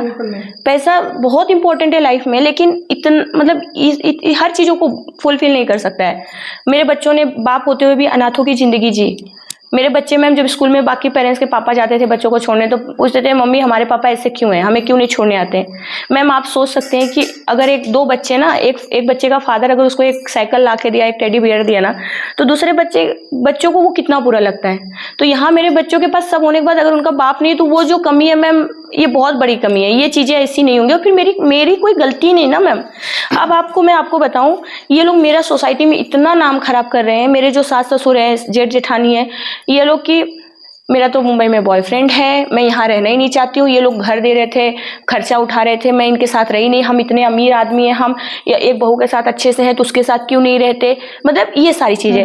अब मैम आप एक मुझे बताइए, और मैं सोसाइटी से भी पूछना चाहूँगी, हमारा जो कानून है एक्स्ट्रा मैरिटल अफेयर क्राइम नहीं है, बट वो गलत है। जजमेंट में भी सुप्रीम कोर्ट ने भी कहा है, बिल्कुल हाँ, और वो डिवोर्स का ग्राउंड बन सकता है, बट मुझे डिवोर्स नहीं लेना है, पहली चीज। दूसरी चीज मैम, अगर मेरा हस्बैंड एक्स्ट्रा मैरिटल अफेयर कर रहा है तो उसमें इन-लॉस भी इन्वॉल्व है। वो लड़की ससुराल में कैसे रह रही है मेरे, मुझे उस ससुराल से मेरे बच्चों को सर निकाल दिया गया, घर से धक्के मार के निकाला गया, पुलिस बुला के फोर्सली मुझे निकाला गया, मारा पीटा गया, मुझे बहुत टॉर्चर किया गया उस लड़की को कैसे, और उस लड़की को बुटीक भी ओपन करके दिए इन लोगों ने, उस लड़की का सारा खर्चा उठा रहे हैं। तो जब आपके हस्बैंड की 15,000 सैलरी है, आपको पैसा नहीं दे सकते, अपने बच्चों का खर्चा नहीं उठा सकते, तो उसके लिए उनके पास कहाँ से पैसे आए?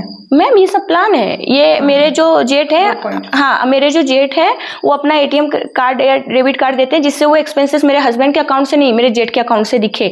और मतलब फिर हमारा जो कानून है वो तो ये बोलता है कि आप हस्बैंड से मांग सकते हो, है ना। तो ये लोग इस तरीके से उसको ज्वेलरी हो गया, उसको घर हो गया, गाड़ी हो गया, सब चीजें उसको दे रहे हैं मैम। और मेरे बच्चों का जो 15,000 रुपये वो भी इनको देना ही नहीं है।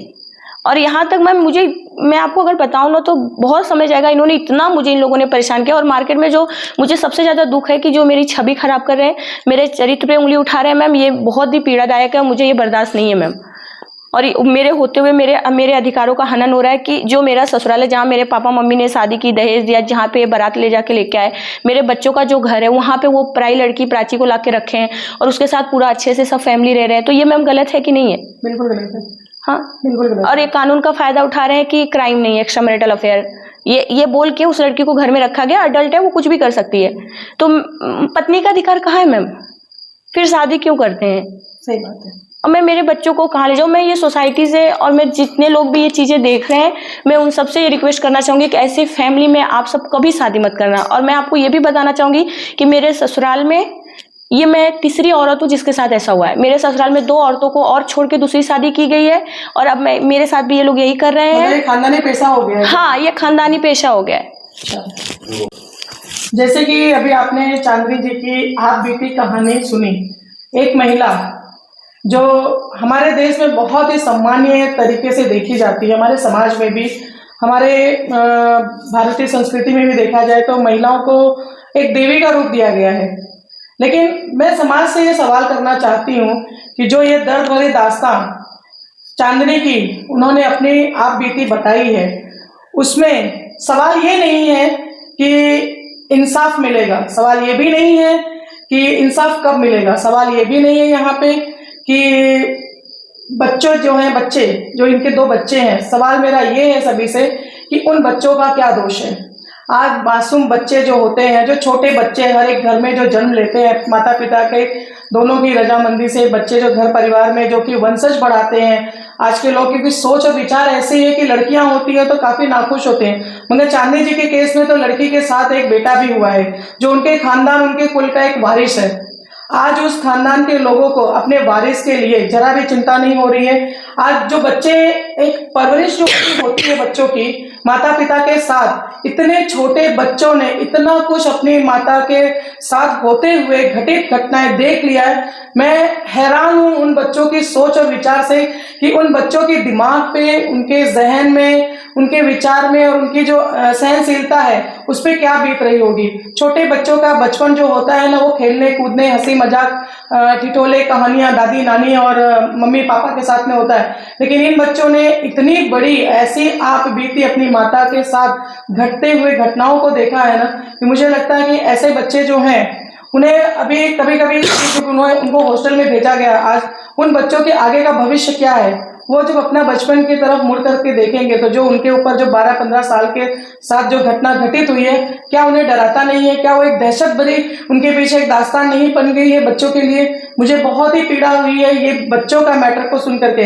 मेरा भी जनता से सभी से ये अनुरोध है, हमारे माननीय प्रधानमंत्री नरेंद्र मोदी जी महिलाओं के लिए काफी तत्पर होकर के आगे बढ़ चढ़ करके उन्हें सपोर्ट, समाज में मान सम्मान दिलाते हैं। महिलाओं के लिए उन्होंने काफी कुछ बहुत अच्छे कार्य किए हैं हमारी भारत की सरकार ने। और मैं माननीय हमारे जो सीएम साहब हैं भूपेंद्र पटेल जी, मैं उनसे भी अनुरोध करना चाहूंगी कि ये जो केस है इसके ऊपर अपना दृष्टि डालें और जहां तक हो सके इन्हें चांदनी जी को न्याय दिलाने की पूरी हमारी जो प्रशासन है, हमारी जो पुलिसकर्मी है, हमारी जो कोर्ट कचहरी के जो एडवोकेट या जज साहब है, मेरा उनसे भी अनुरोध है।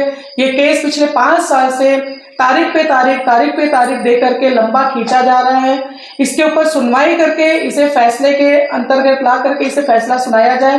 फैसला एक पक्ष में ना होते हुए दोनों पक्ष की बातें सुन करके होनी चाहिए। जब भी डेट आती है तो सिर्फ ये चांदनी जी जाकर के कोर्ट में मौजूद रहती हैं, सामने विपक्ष पक्ष के कोई भी वहां पे बंदे दिखाई नहीं देते हैं, सिर्फ उनका वकील वहां रहता है। तो इस पे भी बहुत ही मतलब कि सीरियसली काम करने की बहुत जरूरत है। मेरी हर एक महिलाओं से अनुरोध है, जो महिला चांदनी की स्टोरी को सुन रही हैं, समझ रही हैं, उन महिलाओं को मैं सिर्फ एक अनुरोध करना चाहती हूँ, अगर आपके साथ भी ऐसी कोई घटनाएं घटित हो रही हैं तो आप हमसे संपर्क करिए, हमारे तक अपनी कहानी पहुंचाने की कोशिश करिए। हम आपके साथ थे, आपके साथ हैं। हर एक महिला के ऊपर जिस हमारे समाज में जो भी ऐसी घटना घट रही है, डोमेस्टिक वायलेंस या दहेज प्रथा का कोई भी किसी के साथ घटना घट रही हो या फिर महिलाओं को इस तरह से प्रताड़ित किया जा रहा हो, तो हमें संपर्क करके हम तक पहुंच करके अपनी कहानी बता सकती हैं। हम उनकी कहानी को और उन्हें न्याय दिलाने की पूरी कोशिश करेंगे। माननीय प्रधानमंत्री जी से रिक्वेस्ट करना चाहूंगी कि वो मेरी मदद करें, जिन्होंने महिलाओं के संरक्षण में इतने सारे कानून योजनाएं लाए हैं और मुझे कुछ भी किसी भी चीज़ का बेनिफिट नहीं मिल रहा है। मैं इतने सालों से इस अन्याय के खिलाफ लड़ रही हूँ।